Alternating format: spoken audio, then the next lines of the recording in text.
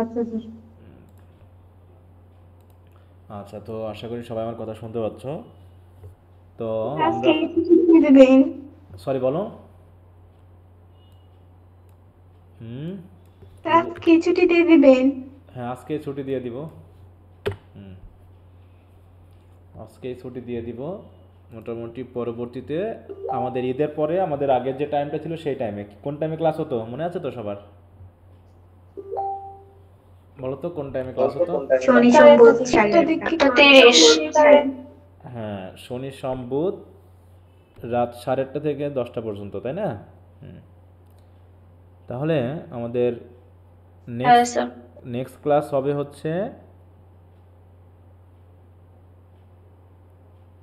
4 তারিখ 5, তোমাদের ঈদ কবে হতে পারে? 30, 31 না 29, 30? স্যার 31 মনে হয়। তাহলে এদিকে হচ্ছে 1, 2, 3, 4, ওদিকে হচ্ছে 1, 2, 3, 4। তাহলে হচ্ছে আগামী আমরা 5 তারিখে আমাদের ক্লাস শুরু করব, ঠিক আছে? 5 এপ্রিল রাত 8 যে টাইমে আছে সেই টাইম থেকে। ওকে। তো তাহলে আমরা পড়ছিলাম হচ্ছে 16 and 17 সেঞ্চুরি পোয়েট্রি, যেখানে আমরা ফেয়ারি কুইনটা গত দিন পর্যন্ত পড়েছি আমরা, তাই না? ফেয়ারি কুইন শেষ করেছি। তো কবিতাটা কি পড়ে কিছু বোঝা গেছে? সামারিটা আমরা একটু পড়ছো? হুম। একটু টেক্সটগুলো রিভিশন টিভিশন দিয়েছো? কোনো সমস্যা আছে কারো? হ্যাঁ বলো, সবাই চুপ কেন? মানে কারো পড়া হয়নি? হুম। সবাই কি শুনতে পাচ্ছ নাকি নেটওয়ার্ক স্যার সমস্যা? মানে এই রাইটিংটা লেখার মেইন পারপাসটাই তো বুঝলাম না, কি বুঝাইলো পড়ছি রাইটার স্যার। এখানে। মেন পারপাসটা বোঝনি? না স্যার। একদমই বুঝতে পারোনি যে কেন লেখা হলো? আমরা তো মেন পারপাসের ক্লাসের প্রথম কথাই বলেছি যে এখানে রেড ক্রস নাইট কি রিপ্রেজেন্ট করছে বলো তো? স্যার তার হলিডেজ। হলিনেস। তাহলে হলি হলিনেসটা কি এখানে দিয়ে তুমি কি বুঝলা? তাহলে তুমি আমাকে একটু গল্পটা শুনে একটু বলো তো যে তুমি আসলে কি বুঝলা এটা দিয়ে। এখানে দুটা গল্প বলা হয়েছে, দুটা দুই দিক থেকে বিষয়টাকে নির্দেশ করা হয়েছে। যে হলিনেস যে বিষয়টা, সেটা যদি তোমার ভিতরে থাকে, তুমি যে কোনো মহাবিপদ থেকেও রক্ষা পাবা, তাই না? এখানে যেমন এররটা কি বলতে যাচ্ছে? যে তুমি যদি কোনো ভুলও করে থাকো, তুমি যদি ভুল করে কোনো মহাবিপদের মধ্যেও থাকো, কিন্তু তোমার ভিতর যদি হলিনেস থাকে, পবিত্রতা থাকে, তাহলে কি তোমার কোনো ক্ষতি হবে? হুম। না স্যার। হ্যাঁ, তুমি না স্যার। সেখান থেকে সফলে উতরাতে পারবা। সেকেন্ড টপিকে আসো। এখানে তো অনেক কিছুই বলা হয়েছে। এখানে তো আমরা গল্প পড়তে পড়তে অনেক কিছুই বুঝেছি, তাই না? যে আর্কিমেগোর কথা ভাবো। আর্কিমেগো কেমন? কি রিপ্রেজেন্ট করছে সে বলো তো? আর্কিমেগো কি রিপ্রেজেন্ট করছে? সব কিছু যে আমাকে বলেই দিতে হবে তা তো না। তুমি কি একটা গল্প পড়ে বুঝবা না যে কি রিপ্রেজেন্ট করছে এটা দিয়ে আর্কিমেগো? আর্কিমেগোটাকে কোনটা জি কি? স্যার, ভালোর মধ্যেও কি খারাপ থাকতে পারে নাকি? ওতেই ওতে ভালো ভালো না এরকম কিছু? যে অনেক সময় শয়তান মানুষেরা ভালো মানুষের বেশ নেয়, যারা হচ্ছে হিপোক্রেসি, ঠকবাজ, শয়তান, এরকম সমাজে আছে। সেও তোমার কোনো ক্ষতি করতে পারবে না যতই চেষ্টা করুক, যদি তুমি কি থাকো? হলি থাকো। বিপদ তোমার সামনে চলে আসবে, বিপদ তোমার বুকে চলে আসবে, কিন্তু তুমি যদি জানো যে এটা হচ্ছে খারাপ জিনিস, যত লোভ দেখাক, সে কামুকতার লোভ দেখাক, টাকার লোভ দেখাক, সম্পদের লোভ দেখাক, যা কিছু লোভ দেখাক না কেন, তুমি যদি নিজের দিক থেকে সৎ থাকো, শক্তিশালী থাকো, তাই তো, তাহলে তোমাকে কেউ ক্ষতি করতে পারবে না। এই জায়গাটা হচ্ছে মেইন থিম। বুঝতে পেরেছো? এই জন্য তোমাদের তো আমি একটু পড়তে বলেছি, সামারি টাইমারি পড়তে। তুমি যদি এখন না পড়েই যদি বলো যে কিছুই বুঝলাম না, একটু বইটই কি কিছু পড়েছো? যে বই আছে তোমাদের কাছে, ওখান থেকে কি একটু পড়েছো? জি স্যার, মোটামুটি একটু পড়ছিলাম আর কি। হ্যাঁ, তাহলে ওখানে কি এই সব কিছু লেখা নেই যে কে কি রিপ্রেজেন্ট করছে? জি স্যার, দু একটা কথা পাইছি আর কি, মাত্র জিজ্ঞাসা দু করলাম একটা আর কি। কথা পেয়েছো, আর কিছু পাওনি? না পড়োইনি? হ্যাঁ, বইয়ে তো না এই। স্যার, এক পড়ছি। হুম। তাহলে দেখি তোমরা কিছুই পাইলা না, তাহলে তো বিপদ। হ্যাঁ, যে বইয়ের নাই তাহলে তো বই পড়ে বিপদ হয়ে যাবে। হ্যাঁ,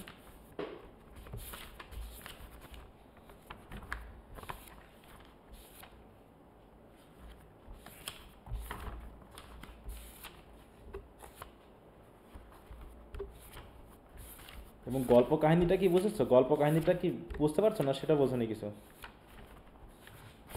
বলো, গল্প কাহিনী কিছু বোঝা গেল না? জি স্যার, গল্পটা স্যার। হুম।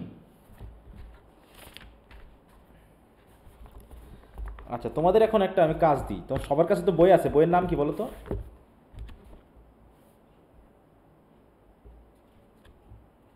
তোমাদের রামজিলাল। রামজিলাল, তাই তো? হুম। দেখি তোমরা একটা জিনিস পড়ো তো।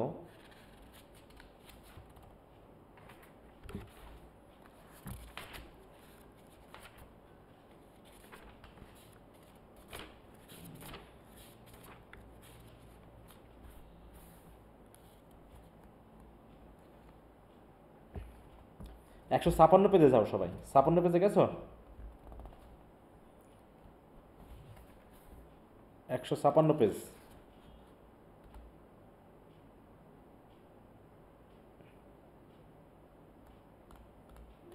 পেয়েছো সবাই? জি স্যার। আচ্ছা, তাহলে জি স্যার। 156 পেজের এই যে দেখো, মোরাল এবং স্পিরিচুয়াল যে অ্যালিগরির কথা বলা হয়েছে, এইটা হচ্ছে একটা ইম্পর্টেন্ট কোশ্চেন। এখানে দুটো কোশ্চেন আছে যে দুটো বেশি ইম্পর্টেন্ট। হ্যাঁ, তো তার ভিতরে এই 4 নম্বর কোশ্চেনটা খুবই ইম্পর্টেন্ট। তোমাদের কাজ হলো 4 নম্বর কোশ্চেনটার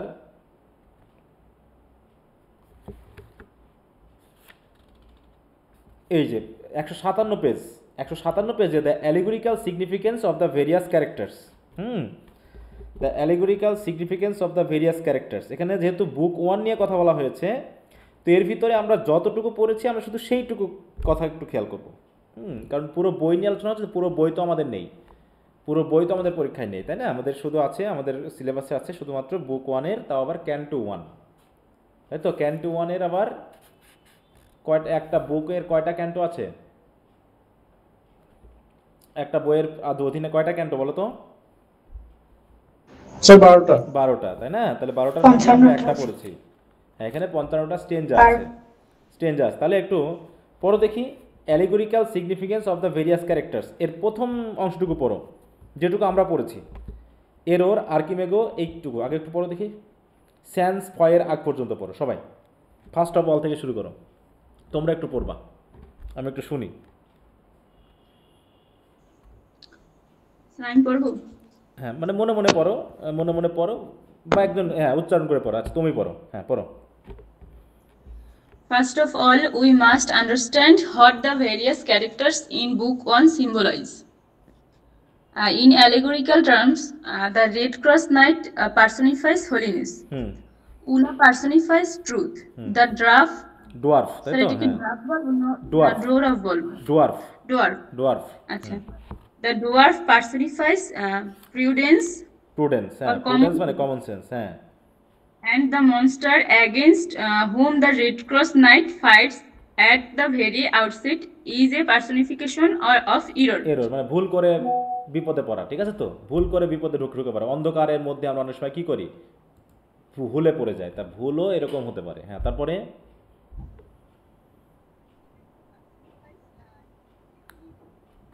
পড়তে থাকো।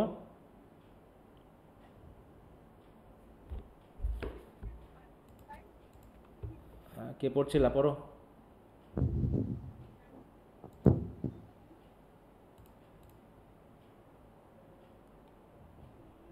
কে পড়ছিল জানো? মানে নেটওয়ার্কের সমস্যা নাকি?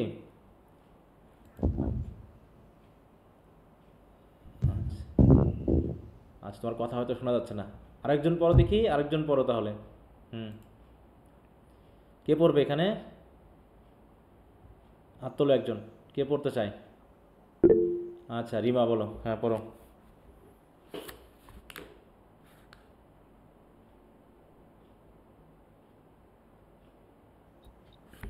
স্যার আর্কিমেগো থেকে ওখান থেকে পড়বো? হ্যাঁ, আর কি মেঘ থেকে পড়ো। Archimego personifies heathenism or in- ইনফিডিলিটি মানে অবিশ্বস্ততা, হ্যাঁ অবিশ্বস্ততা, ইনফিডিলিটি, তাই তো, হিডেননেস মানে যার মধ্যে বিশ্বাস নাই, প্যাগানিজম, ঠিক আছে তো। 157 পেজ। আজ তার বাকি যে ক্যারেক্টারগুলো ওটা পড়ার দরকার নেই। এবার চলে যাও, the fight against error as embodied in a monster. তাহলে একটা মনস্টারের মাধ্যম দিয়ে যে একটা এররকে রিপ্রেজেন্ট করা হয়েছে সেটা পড়ো এবার। স্যার কোথা থেকে বলছেন ঠিক ওর বুঝিনি। নিচে, একটু নিচে, এবার নিচের প্যারাগ্রাফে চলে আসো। দেখো, the fight against error as embodied in a monster, পেয়েছো? হ্যাঁ স্যার। আর পড়ো, হ্যাঁ। In Canto 1, we find the Red Cross Knight traveling in the company of Una. Hmm. They are followed by the dwarf Dwarf, at a short distance. Hmm. Their ultimate destination is the kingdom of Una's father, who is in great danger from a dragon, which has been ravaging that kingdom and terrorizing the people there. Allegorically, holiness has allied itself with truth because, as pointed out above, the Red Cross Knight represents holiness while Una represents truth. হ্যাঁ, তাহলে দুইজন The দুটো, তাই না? Holiness আর truth যদি একসাথে থাকে তাহলে কি কোনো বিপদ হয় মানুষের? No, sir. একদিকে তুমি স্যার। হলি আর যদি না, ট্রুথ স্যার। তোমার সাথে থাকে তাহলে কোনো বিপদ হয় না। সেটাকে রিপ্রেজেন্ট, তারপর বলো। The aim of this alliance alliance, is to bring মৈত্রী, হ্যাঁ। alliance is to bring about the spiritual liberation of the human race from bondage to the devil. In other words, the Red Cross Knights' rescue of the people and the king of Una's country would symbolize the spiritual emancipation of mankind from the tyranny of the devil. But this emancipation cannot be brought about unless the powers of evil, serving the devil, have previously been made and conquered. হ্যাঁ, মানে তুমি যখন Therefore, মানুষকে represent করতে যাবা emancipation, তখন তোমাকে অনেক ডেভিলের সাথে যুদ্ধ করতে হবে। তাই এরকম আর্কিমেগো একটা ডেভিল, ইরোর একটা ডেভিল, অনেক কিছুর মুখোমুখি হয়ে তোমাকে সামনের দিকে এগিয়ে যেতে হবে। এটা তো সহজ কাজ নয়। তারপরে, হ্যাঁ, the first of these powers of evil is Error, which is here symbolized by a monster who is half woman and half a serpent, and who is foul and hateful not only in herself but also in her offspring or in her results. But error can be overcome only by the combined strength of holiness and truth. হ্যাঁ, কারণ কি And এখানে that is- শুধু কি আমাদের red cross night একা যুদ্ধ করেছে নাকি ওনাও একটু হেল্প করেছে, নায়িকার মতো হেল্প করছে না? জি স্যার। তাহলে ট্রুথ হিসাবে সে হলিনেসের সাথে যুক্ত হয়ে ডাবল ফোর্সে তারা কি করেছে, আমাদের হিরোরকে ধ্বংস করতে সক্ষম হয়েছে। হ্যাঁ, তারপরে পড়ো। And that is why the Red Cross Knight needs some words of encouragement as well as certain চলে আস কশন। কশন মানে সতর্কতা। caution from Una when he goes to fight against that monster. Error is conquered when the monster is killed, but evil, when it appears in some disguise, cannot be conquered as easily as evil in its true colors. ইরোরটা কেমন ছিল? Error ছিল একদম বোঝা যাচ্ছে নাকি, ইরোরকে বোঝা যাচ্ছে যে শয়তান, কিন্তু আর্কিমেগো কি বোঝা যাচ্ছিল যে সবসময় আমাদের সামনে বিপদ কিন্তু খোলা চোখে আসবে না, তাই না? আমরা সবসময় খোলা চোখে কিন্তু বিপদ দেখতে পারবো না, যেমনটা আমরা ইরোরকে দেখেছিলাম। ইরোরকে খোলা চোখে বোঝা যাচ্ছিল সে একটা বিপদ আমাদের জন্য, তাই না? কিন্তু আর্কিমেগোকে কি বোঝা যাচ্ছিল যে সে আমাদের জন্য বিপদ? বলো তো। না স্যার। হ্যাঁ, সে তো মোটামুটি একদম একটা গাইজে আছে, তাই না? একটা সাধুর বেশে আছে। তাহলে এরকমও বিপদ থাকবে যে বিপদ সহজে আমাদের চোখে পড়বে না, কিন্তু সেটা আসলেই বিপদ। হ্যাঁ, এরকম কিছু বোঝাতে ব্যবহার করা হয়। হ্যাঁ, ছদ্মবেশী বিপদ থাকবে। হ্যাঁ, পড়ো। Archimego, who symbolizes hypocrisy, is a form of evil in disguise. He is outwardly pious but inwardly malicious and dangerous. That is why both the Red Cross Knight and Una make the mistake of trusting him. তারপরটা পড়ো। The success of hypocrisy, ও আচ্ছা, holiness, canto 2 তে চলে এসেছি, যার দরকার নেই, falsehood. যেহেতু আমরা ক্যান্টো 2 তে চলে এসেছি এই পর্যন্তই। তারপরে তো বইয়ে অনেক কিছু আছে। তা দেখো, মেইন কথা এইটুকুই, মানে গল্প থেকেও গল্প হয়তো তোমাকে সরাসরি কিছু বলবে না, তোমাকে বুঝে নিতে হবে যেখানে কি বলা হচ্ছে, কি বলতে চাচ্ছে। বুঝতে পেরেছো? জি স্যার। হ্যাঁ, বেসিক কথা এটাই, এইটুকু হচ্ছে আমাদের বেসিক কথা, মূল কথা। এখন এইটুকুকে বানিয়ে সানিয়ে, ঠিক আছে, কি করতে হবে, কোটেশন টোটেশন দিয়ে আমাদের বড় করে উত্তর লিখতে হবে। যেমনটা এখানে আমি এদের জন্য দিয়েছি, কোথায় গেল দেখি কোন কোন কোশ্চেন দিয়েছি এদেরকে।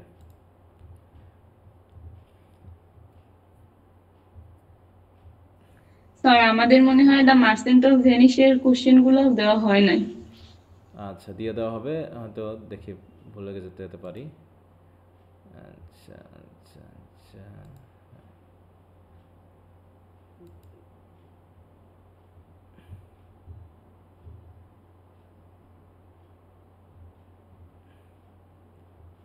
এই যে অ্যালেগরিক্যাল, এটাই হচ্ছে মেইন কোশ্চেন, ঠিক আছে। তো একটা হচ্ছে অ্যালেগরিক্যাল, আর একটা হচ্ছে তোমার হচ্ছে এপিক কোয়ালিটি কী কী আছে, এই দুটা হচ্ছে মেইন কোশ্চেন। তারপরে বিভিন্ন ওইগুলোকেই বানিয়ে ছানিয়ে ঘুরিয়ে ফিরিয়ে কোশ্চেন বানানো হয়, ঘুরে ফিরে কিন্তু একই ধরনের আনসার। হ্যাঁ, signify the red cross encounter with the monsters error do you get from the, হ্যাঁ, মানে এখানে শুধু ওই মনস্টার এররের অংশটুকু ছোটোখাটো করে বানিয়েছে। তারপর হচ্ছে the Faerie Queene is blended with epic and romantic quality, 1-2 মধ্যে এবার কোশ্চেন আসার সম্ভাবনা আছে, 1 এবং 2 ভিতরে। The Faerie Queene is an allegorical piece of writing, এটা যেটা আমরা পড়লাম আর কি, ওটারই আনসার। হ্যাঁ, দেখো এই যে কোটেশন টোটেশন দিয়ে আমরা একটু বড় করে লেখার চেষ্টা করেছি, কোটেশন দিয়েছি এভাবে করে। হ্যাঁ, এই হলো আমাদের উত্তর। তারপরে এটা আছে, ওকে। তো দেখা যাক এখন কোনটা আসে তোমাদের পরীক্ষায়, ওদের পরীক্ষা আসলে সেটা তারপরে বাকিটা তোমরা পড়বা। তো এই হচ্ছে ব্যাপার, বুঝতে পেরেছো? রাসেল, সমস্যা কি রাসেলের ছিল? জি স্যার, বুঝতে পারছি। হ্যাঁ, এইগুলো ব্যাপার যে আসলে কি বলতে চাচ্ছে আমাদেরকে বুঝতে পারতে হবে। হ্যাঁ, জাস্ট যেহেতু আমরা গল্পে পড়তে পড়তেই বুঝতে পেরেছি ঘটনাগুলো কি, এইটুকুই আমার অ্যালেগরিক্যালি কি বলছে, স্টোরিতে কি বলছে, আর এটা যেহেতু একটা এপিকের কী কী কোয়ালিটি আছে সেইগুলো। তো এখানেও সবগুলো দেওয়া আছে, তোমরা কোশ্চেন আনসারগুলো একটু পড়ে নিতে পারলে বুঝতে পারবে যে এখানে কী কী বিষয় আছে। এমনি তাও যা হোক, টেক্সট টুক্সট এগুলো নিয়ে অন্যান্য বিষয় নিয়ে কোনো সমস্যা আছে কিনা? কোনো সমস্যা নেই তো এখন? আচ্ছা, কেউ নাই। আচ্ছা, যেহেতু কেউ কথা বলছো না, তাহলে বুঝবো যে হয় পড়নি আর নাই কথা বলছো। আর এদিকে যেহেতু ঈদের একটা চলে আসতেছে, অধিকাংশ তোমরা অনেকখানি স্ল্যাক হয়ে গেছো, এটা আসলে এই জন্য আর দেরি করা যাবে না, তোমাদের ছুটি যত তাড়াতাড়ি দিয়ে যাওয়া যায় ততই ভালো। হ্যাঁ, স্যার ফেরিকুইনের কোশ্চেনগুলো কি আপনি দিয়ে দিচ্ছেন অলরেডি? না, ওটা অন্য ব্যাচের, তোমাদের দেয় না এখনো। ওটা হচ্ছে যারা এবার পরীক্ষা দিচ্ছে ওদের জন্য দিয়েছি, ঠিক আছে। জি স্যার। তো ঠিক আছে, এখন আমাদের একটা কাজ ছিল এদিকে, ডক্টর ফস্টাস এবং ম্যাকবেথ এগুলোর কোশ্চেন আনসারগুলো শেষ করতে বলেছিলাম, তাই না? হ্যাঁ, তো এখন শেষ করছে কিনা দেখি। আমি এর ভিতরে ফেয়ারি কুইন এবং মার্চেন্ট অফ ভেনিস যেটা পড়া হয়েছে ওদের কোশ্চেন আনসারগুলো দিয়ে দিব। তোমরা ঈদের ছুটির ভিতরে আর বেশি চাপাচাপি দিব না, তারপর একটা সময় দিব, তো ওগুলো পড়ে ফেলবে। আর নেক্সট ক্লাস থেকে আমরা জন ডান পড়বো, ঠিক আছে। তো তার পরবর্তী যেটা আছে জন ডানের কবিতাগুলো পড়বো। এখন আসি, যদি এইগুলো নিয়ে কারো কোনো প্রবলেম থাকে তো বলো। ডক্টর ফস্টাস নিয়ে কারো কোনো সমস্যা আছে কিনা? গতদিন মনে একজন বলেছিল কার জন্য সমস্যা ছিল, এখন সে আছে কিনা? স্যার আমি বই কিনি নাই, এই দুটো আমার পড়া হয় নাই, আমি জাস্ট আপনার ক্লাসগুলো দেখতেছি, এগুলোর কোশ্চেনগুলো আমার এখনো পড়া হয় নাই। আচ্ছা, যে যারা নতুন হয়েছে তাদের নিয়ে কথা না, যে নতুন দু একদিন যুক্ত হয়েছে পড়তে পারেন ওদের কথা বাদ, কিন্তু যারা আগে থেকে আছো, যারা পেয়েছো, পুরো ক্লাস পেয়েছো, কোশ্চেন আনসারগুলো পড়ার টাইম পেয়েছো, তারা হাত তুলবা এক এক করে এবং সমস্যাগুলো বলবা। প্রথমে আসি হচ্ছে ডক্টর ফস্টাসের ব্রিফ কোশ্চেন নিয়ে কারো প্রবলেম আছে কিনা, প্রথমত বলো। ব্রিফে কারো সমস্যা? আমি একটু সিরিয়ালে যাই তাহলে সুবিধা হবে। হ্যাঁ, প্রথমে ব্রিফে। আচ্ছা, দেখি কি সমস্যা।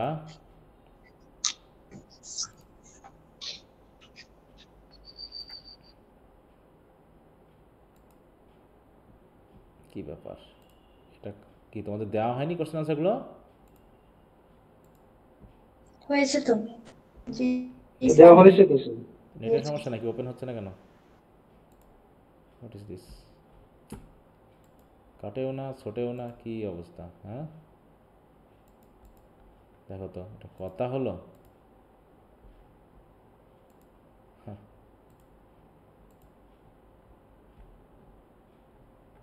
আমার কথা ঠিক মতো শোনা যাচ্ছে তো? জি স্যার। হ্যাঁ স্যার। জি স্যার, শোনা যাচ্ছে।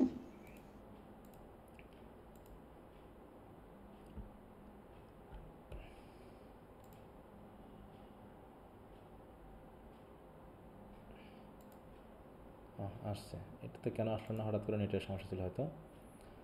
ওকে, তাহলে প্রথমে আসি হচ্ছে ব্রিফ কোশ্চেনে, দেখি কী সমস্যা।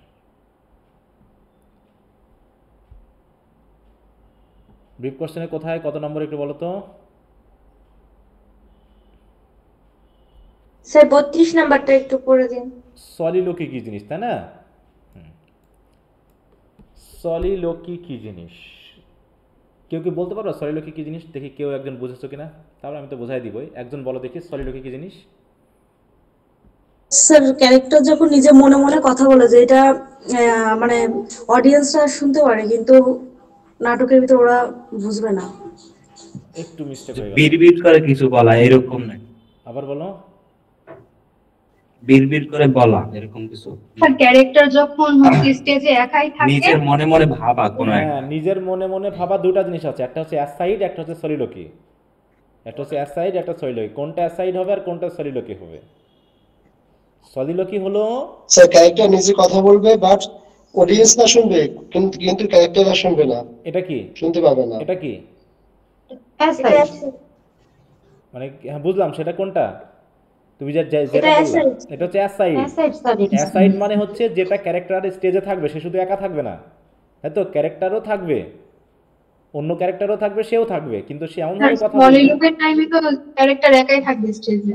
হ্যাঁ, সলিলোকি হচ্ছে ক্যারেক্টার একা থাকবে এবং সে জোরে জোরে কথা বলবে অডিয়েন্সদের উদ্দেশ্যে, ঠিক আছে তো? সে আর ফিসফিসারে বাকি কথা অন্য বলবে। কেউ শুনতে পাবে না, বলো। ক্যারেক্টার ছাড়া বাকি বাকি অন্য কেউ শুনতে পাবে না। কেন, অন্যরা তো থাকবেই না, তুমি ওটা এই কথাটা বারবার আনছো কেন? সে তো একা থাকবে। ওকে স্যার, হ্যাঁ, সলিলোকিতে সে তো স্টেজে একাই থাকবে, থাকবে। অন্যরা শুনতে পাওয়ার তো কথাই আসতেছে না এখানে, তাই না? হ্যাঁ, সেটা হচ্ছে অ্যাসাইড। অ্যাসাইড যখন হবে, অ্যাসাইড মানে পাশে করে বলা, একটু সাইডে করে কথা। তার মানে আরও অনেকে স্টেজে আছে, যেটা আমরা ম্যাকবেথে পাবো, যে অনেকে স্টেজে আছে কিন্তু আমি এমনভাবে কথা বলবো যেটা হচ্ছে ওই, সেই একটা জিনিস খেয়াল রাখো, অ্যাসাইড হচ্ছে অনেকটা ওই ভারতের বাংলা সিরিয়ালের মতো, মনে মনে কথা কয় না সবাই, বলো তো? জি স্যার। মনে মনে কথা কয় না? হ্যাঁ, মনে মনে কথা কয়, ওই মনে মনে কথাটা হচ্ছে অ্যাসাইড, যেখানে হচ্ছে অন্য ক্যারেক্টাররা আছে কিন্তু তার মনের কথা শুনতে, কিন্তু স্টেজে তো আর ওই সিস্টেমটা করা যায় না, যেটা আমরা ক্যামেরা বা এই সিস্টেম দিয়ে আধুনিক জীবনে করা যায়, কিন্তু তৎকালীন সময় তো করা যেত না। এই জন্য ওই অ্যাসাইড বলে একটা সিস্টেম করা হয়েছিল, যে এমনভাবে কথাটা বলবে মনে হবে যেন সে দর্শকদের উদ্দেশ্যে বলতেছে, কিন্তু বাকি ক্যারেক্টারটা ধরতে পারবে, এটা হচ্ছে অ্যাসাইড।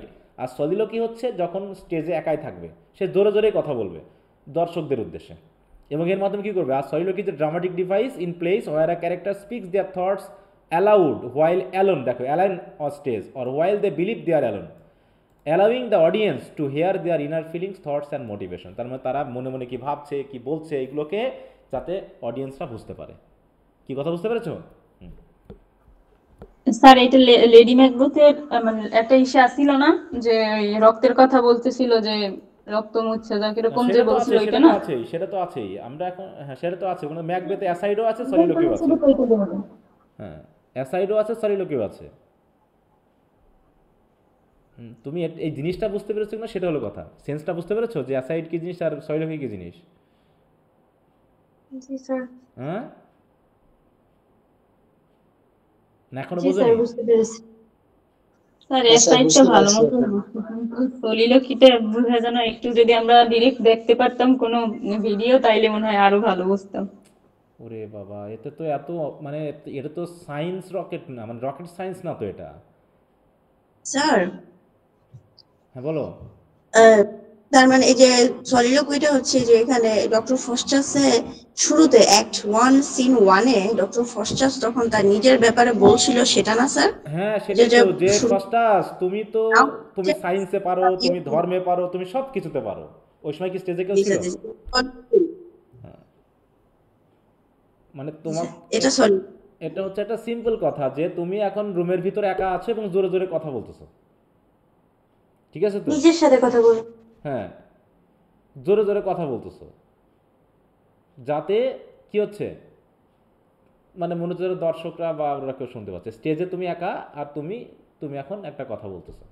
যেমন ডক্টর ফস্টাস প্রথম সময়ে যে কথাগুলো বলেছে যে আমি ধর্মে পারদর্শী, আমি ডাক্তারিতে পারদর্শী, আমি সব কিছুতে পারদর্শী, কিন্তু এই জ্ঞান আমাকে দিয়ে কি করছে, আমার কোনো উপকারে আসছে না, তাই আমার কি দরকার?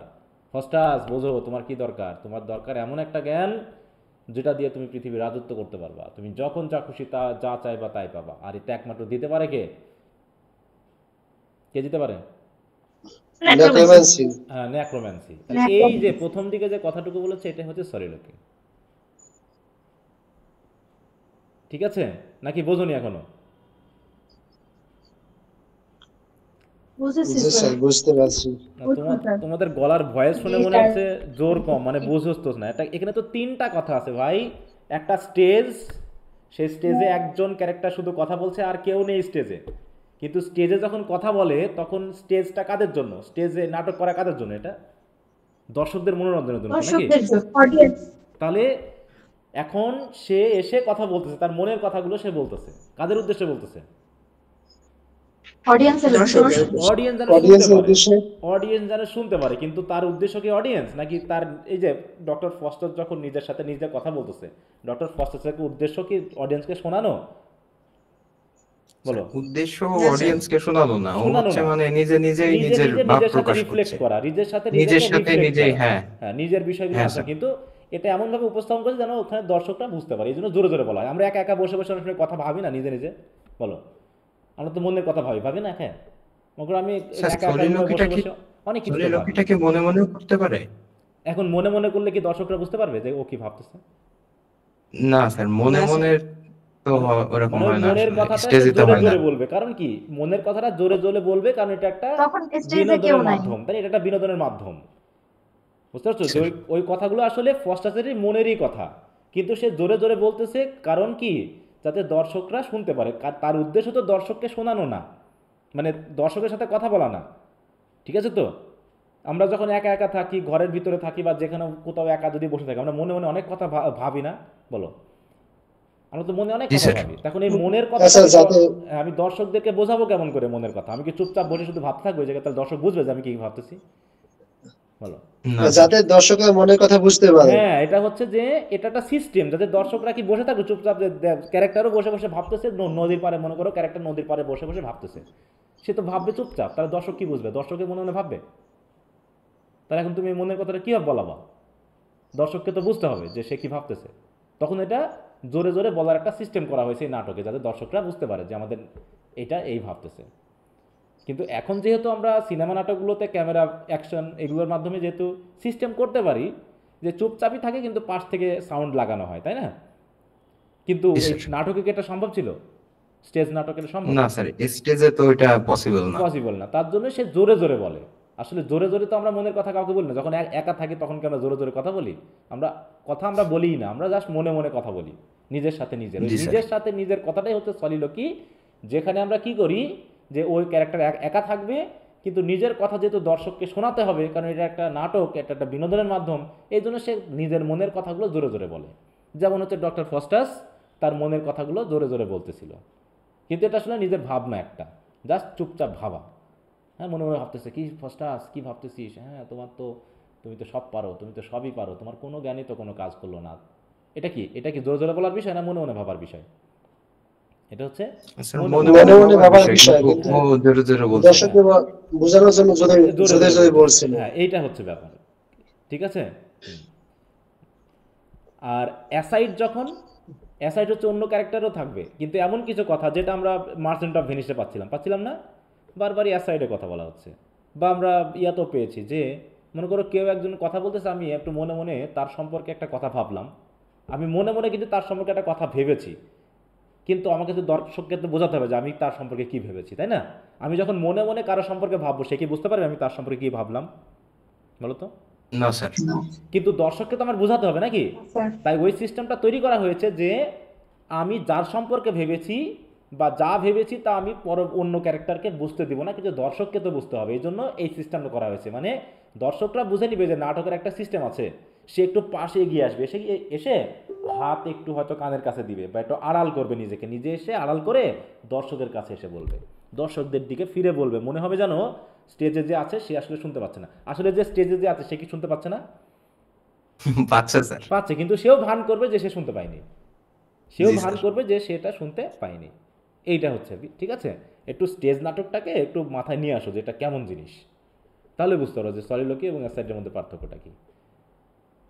কি বুঝতে পেরেছো? জি স্যার, এটা ম্যাকবেথ পড়ানোর সময় আপনি এই বিষয়ে আলোচনা করছিলেন যে অ্যাসাইড এন্ড সলিলোকি আসলে কি। না, এটা নিয়ে আলোচনা করেছি একবার, ক্লাসে এক কথা বলা হয়েছে। আমি তো এগুলো বলেছি, বিশেষ করে ম্যাকবেথ আলোচনা করতে গিয়ে আমি বলেছি।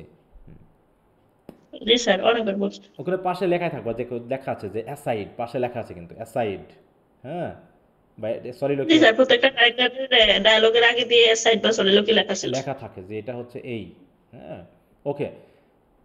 তো যাই হোক, এটাই তো সমস্যা ছিল নাকি? আর কারো সমস্যা আছে ব্রিফে?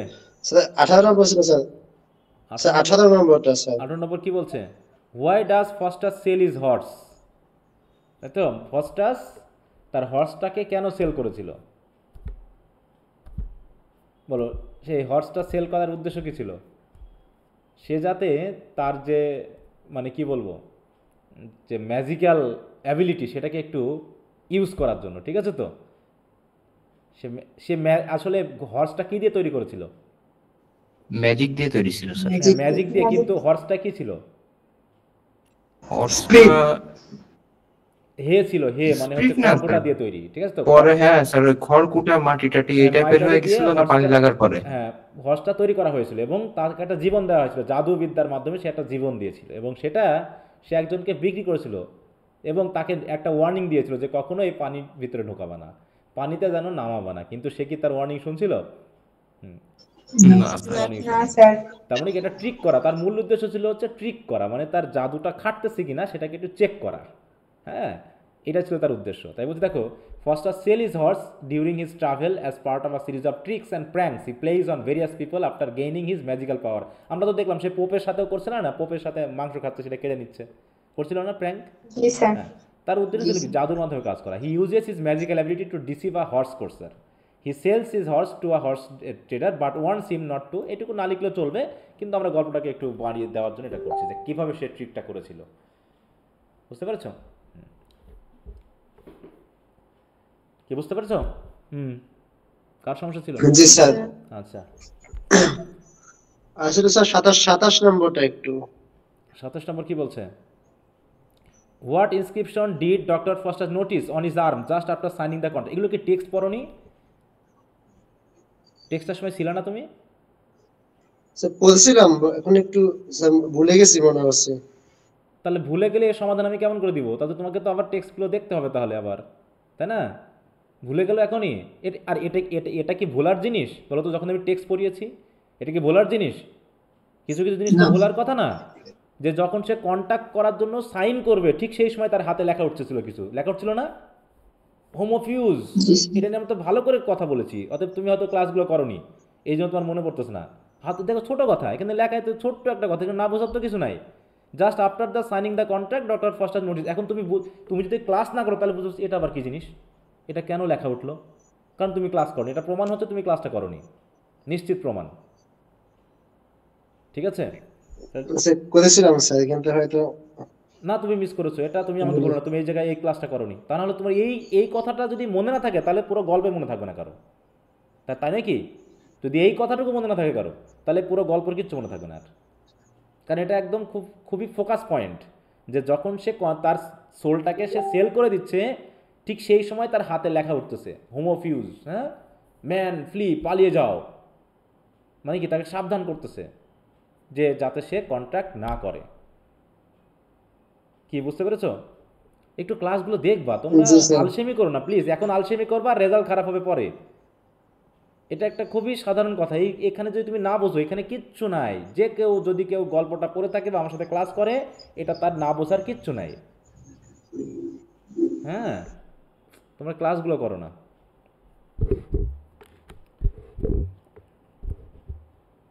আজীবন তোমরা ক্লাস করবা না আর রেজাল্টের সময় হাই হুতাশ করবা, হ্যাঁ, এই যে গত পরশুদিন রেজাল্ট দিল ফার্স্ট ইয়ারের, হ্যাঁ, যেটা হবার সেটাই ঘটেছে। যারা ক্লাস করেছে তারা ভালো করেছে, দু একজন একটু ব্যতিক্রম হয়, আর যাদের খারাপ করার দেখা যাচ্ছে 150 জন স্টুডেন্ট ক্লাস করতেছে 40 জন, এখন 150 জনই বলবে স্যার আমার রেজাল্ট খারাপ হয়েছে, আমি একটু ভালো করতাম। যে 2.90 পাইছে সে ভাবতেছে আমি মনে হয় 3.50 পাইতাম। আরে বাবা, যতটুকু পাইছো ততটুকু পাইছো, তুমি এর থেকে খারাপ করতে আরো কয়দিন ক্লাস করেছো ঠিক মতো বলো? তুমি শুধু রেজাল্ট পাওয়ার পরে বুঝো আমি মনে আরও ভালো পাইতাম, কিন্তু নিজের বুকে একটু হাত দিয়ে বলো তো কতখানি পড়াশোনা করছো? হ্যাঁ বলো। যে 1.11 পেয়েছে সেও ভাবতেছে আমি মনে 3 পয়েন্ট পাইতাম, স্যাররা মনে ভালো মার্ক দেয়নি। তুমি কি পড়েছো, কি পড়াশোনা করছো তুমি যে তুমি এর চেয়ে ভালো রেজাল্ট পাও আশা করো?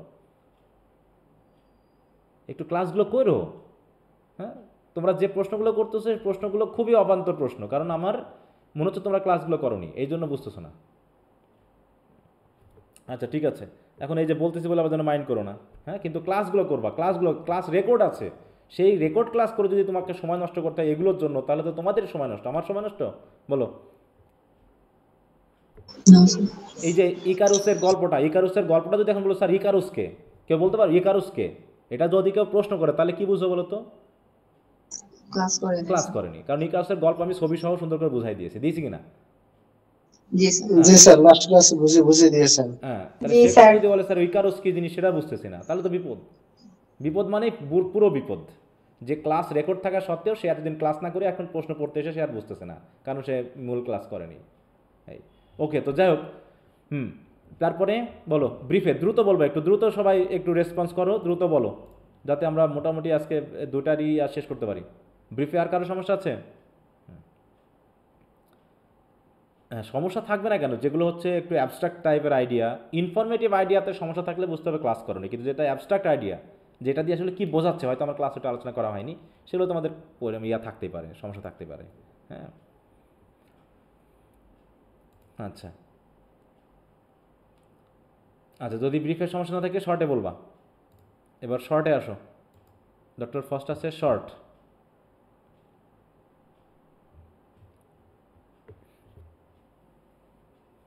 ডক্টর ফার্স্ট আছে শর্ট কোশ্চেন। পড়েছো তো নাকি পড়োনি কেউ? পড়ে থাকলে একটু বলো।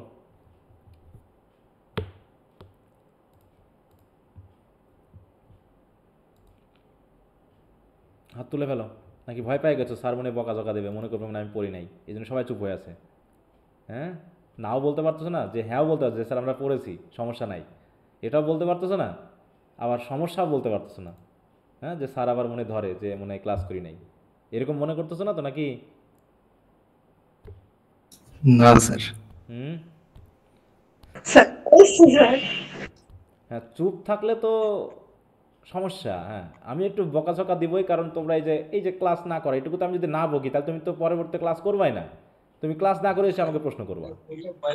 কারণ আমরা টিচার হিসেবে তো আমরা বুঝবো যে কোন কোশ্চেনটা একজন স্টুডেন্ট বুঝতে পারার কথা, কোনটা না পারার কথা, ক্লাস করার পর আমরা বুঝবো না? বলো তো, বলো, তুমিও কি বুঝবো না যে তুমি একজন স্টুডেন্টকে তুমি একটা মানে প্রাইভেট পড়াও, একটা স্টুডেন্টকে প্রাইভেট পড়াও, প্রাইভেট পড়ানোর কারণে তুমি যেহেতু পড়াই দিয়েছো, অতএব তোমার বোঝা উচিত যে কোন প্রশ্নটা স্টুডেন্ট অবশ্যই পারবে, যদি সে না পারে তাহলে বুঝতে হবে ওই সময় সে মনোযোগী ছিল না।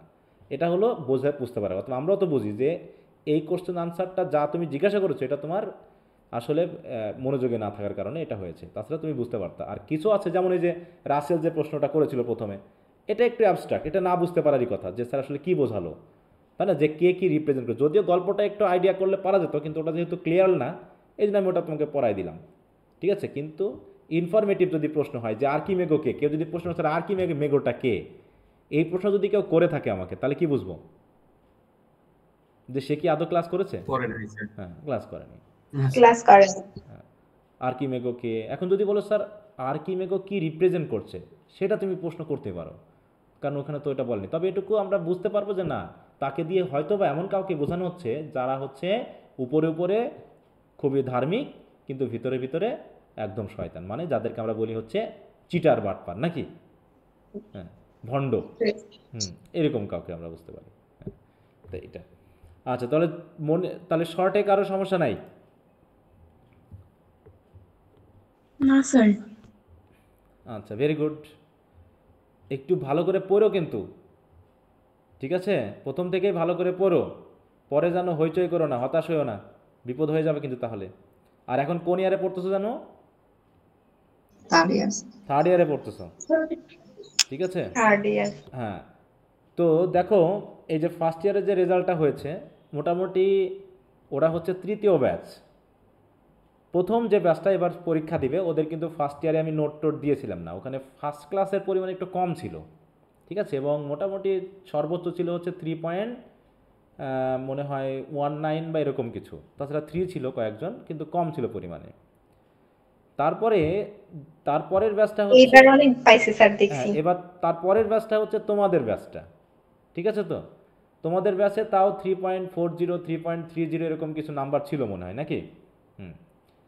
তোমাদের ব্যাচটাতে ওখানে বেশ, যেহেতু নোট আমি কিন্তু তাও আমি মনে হয় নোট তোমাদের সম্পূর্ণটা দেই নাই, কিছু কিছু দিয়েছিলাম, নাকি? হ্যাঁ, পার্ট সি দিয়েছিলাম বা বি দিয়েছিলাম, এরকম কিছু। আমি পার্ট এ বা এরকম কিছু দেই নাই হয়তো বা। এবারে যে ব্যাচটা, এবার যারা সেকেন্ড ইয়ারে আছে ওদেরকে কিন্তু আমি পুরো দিয়েছিলাম, 100% দিয়েছিলাম। হ্যাঁ, তো এবং আমি বলেছিলাম যে যারা ভালো করবে আমি ওদেরকে 3.50 টার্গেট দিয়েছিলাম, এরকম আর কি আমার টার্গেট ছিল, যে কেউ না কেউ পাওয়ার মতো ছিল। কিন্তু যাকে নিয়ে আমি টার্গেট করেছিলাম সে আসলে দুর্ভাগ্যবশত খারাপ করে ফেলেছে, তার হয়েছে 2.88। হ্যাঁ, আমি অবাক হয়েছি, এরকম তিনজন ছিল, তার ভিতরে 2 জনের একটু এরকম হয়ে গেছে। এখন জানি না ওটা ভাগ্যর দোষে, কিন্তু তারা ভালো পরীক্ষা দিত, তাদের মানে তাদের নিয়ে আমি চ্যালেঞ্জ করতে পারি যে তারা পারবে। এখন বাকিটা পরীক্ষার ব্যাপার বা এটার ব্যাপার জানি না কি হয়েছে, কিন্তু এবার একটু মানে যাও ফার্স্ট ক্লাসের পরিমাণটা একটু বেশি, এবং 3.25 উপরে অনেকজন পেয়েছে, ঠিক আছে? তো অনেকজন পেয়েছে, 3.3 অনেকজন পেয়েছে, আর 3.7 3.9, ঠিক আছে? তো 4.6 এরকম আরও কয়েকজন আছে পেয়েছে, মোটামুটি ভালো করেছে। তার মানে মনে হচ্ছে যে তারা একটু গুরুত্ব দিয়েছে, নোটগুলো একটু সাপোর্ট করতেছে, মোটামুটি সম্ভব। কিন্তু যারা আমার এই নোটগুলো না পড়ে ওই গাইড ফলো করার চেষ্টা করেছে, তাদের কিন্তু এরকম ধরা খেয়ে গেছে। বা এগুলো যদি তুমি না দিতে পারো তাহলে, কারণ আমি তো বুঝতেছি যে একজন স্টুডেন্ট কতটুকু লিখলে পারে, কী ধরনের মার্ক আসতে পারে। তুমি চাচ্ছ ভালো রেজাল্ট, হ্যাঁ, 3 পয়েন্ট পাওয়া কি খুব সহজ বলো তো? 3 রেজাল্টটা কি সহজ যে লিখলে হয়ে যাবে? হ্যাঁ, একজন স্টুডেন্ট বলতেছে সে পেয়েছে মনে করো 2.50, বলতে স্যার আমার টার্গেট ছিল 3.50, এত কম পাইলাম কেন? কথা বুঝতে পারছো? সে পেয়েছে 2.50, সে টার্গেট বলতেছে 3.50। সে কি 3.50 আসলে বোঝে এটা কি জিনিস? মুখে বলার জিনিস এটা? শুধু বললেই হবে যে আমি 3.50 পাবো? হ্যাঁ, বলো। আরেকজন স্টুডেন্ট 2.90 পেয়েছে এবং একটাতে সি পেয়েছে, বলতে স্যার আমি যদি এই সিটাকে ইমপ্রুভ দিই আমি কি 3.50 পাবো? তার মানে কি তারা বুঝেই না যে আসলে 3 কি জিনিস, কতটুকু লিখলে কতটুকু পড়লে পারে 3.30 3.20 বা 3.50 পাওয়া যায়, কিভাবে লিখলে পারে পাওয়া যায়, সেটা না বুঝে তার একটা পাইতে হবে, তাই সে ভাবতেছে। তারা মনে করছে এটা ইজি জিনিস, স্যারে বলতেছে হুদাই বলতেছে, মনে লিখলে মনে পাওয়া যায়। হ্যাঁ, এইভাবে সবার মানে ধারণা তৈরি হয়েছে। তো এখন তোমরা পরীক্ষা দিয়েছো, তোমরা তো দুটা পরীক্ষা দিয়েছো, সেকেন্ড ইয়ারের পরীক্ষার জন্য রেজাল্টের জন্য অপেক্ষা করতেছো। এখন কত কী লিখেছো, কীভাবে লিখেছো? আর জাতীয় বিশ্ববিদ্যালয়ের রেজাল্ট কি সবসময় প্রেডিক্ট করা যায়? বলো, যায় না। তুমি হয়তো ভালো লিখছো, খারাপ হয়ে যেতেও পারে, কিন্তু সেটা তার উদাহরণ না, সেটা হচ্ছে এক্সেপশন। কিছু কিছু খারাপ হতে পারে, কিছু কিছু ভালো পরীক্ষা দিয়েও খারাপ হতে পারে, কিন্তু আবার কিছু খারাপ পরীক্ষা দিয়েও ভালো হতে পারে। কিন্তু জেনারেল যে ঘটনাটা, সবসময় যে পরীক্ষা ভালো দিলে খারাপ হবে বা খারাপ দিয়েও ভালো হবে এমনটা না, এটা সবার ক্ষেত্রে ঘটবে না নিশ্চয়ই। অতএব জেনারেল যে জায়গাটা সেটা ধরেই তোমাকে পড়াশোনা করতে হবে। তুমি ভালো রেজাল্ট করতে চাও, অতএব কঠোর পরিশ্রম করে ভালো রেজাল্টটা তোমাকে নিতে হবে। দেখা যাক তোমরা এবার কতখানি ভালো রেজাল্ট করো সেকেন্ড ইয়ারে। ওকে, স্যার। হ্যাঁ বলো। হ্যালো স্যার, বলতেছি স্যার নন-মেজর গুলা তো আপনি যেগুলো দিচ্ছিলেন এগুলো স্যার কমন পড়ছে স্যার, ভালো করে হিস্ট্রি স্যার ভালোই হয়েছে, আমি দেখা যাক কি হয়। এখন কেমন ভালো লিখছে, ভালো বলতে কি পরিমাণ ভালো লিখছো সেটা আমি বলতে পারবো না। তো একজন ভালো লেখা, এই যে বললাম না যে ভালোটা লিখেছি স্যার, এই যে সবাই বললাম স্যার আমি ভালো লিখছি, আসলে কি ভালো লিখছো সেটা তো তোমরা জানো না। আসলে কি তোমরা ভালো লিখছো নাকি যা লিখেছো সেটা ভালোর মধ্যে পড়ে না, এটাই হয়তো তোমাদের আইডিয়া নেই, তাই নাকি?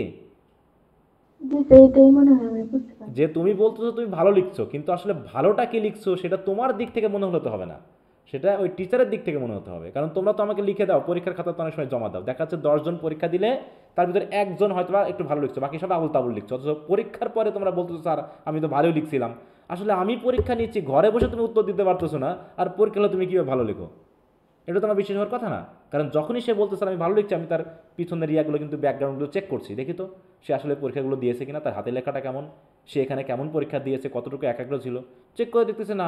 অথচ সে বলতেছে স্যার আমি তো ভালো রেজাল্ট করতাম, আমি ভালো পরীক্ষা দিয়েছি।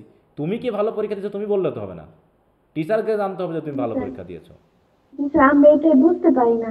হ্যাঁ, তোমরা বলো যে স্যার তুমি ভালো পরীক্ষা দিয়েছো, তুমি ভালো পরীক্ষা, তুমি যদি গাইড পুরো হুবহু লিখে দিয়ে আসো তাও তো তোমার ভালো রেজাল্ট হওয়ার কথা না। হ্যাঁ হতে পারে, এক্সেপশনাল কয়েকজনের হয়ে যেতে পারে, যেটা অন্যভাবে হচ্ছে, কিন্তু ওই নাম্বারের সাথে ভালো মার্কের সাথে সম্পর্ক নাই তো।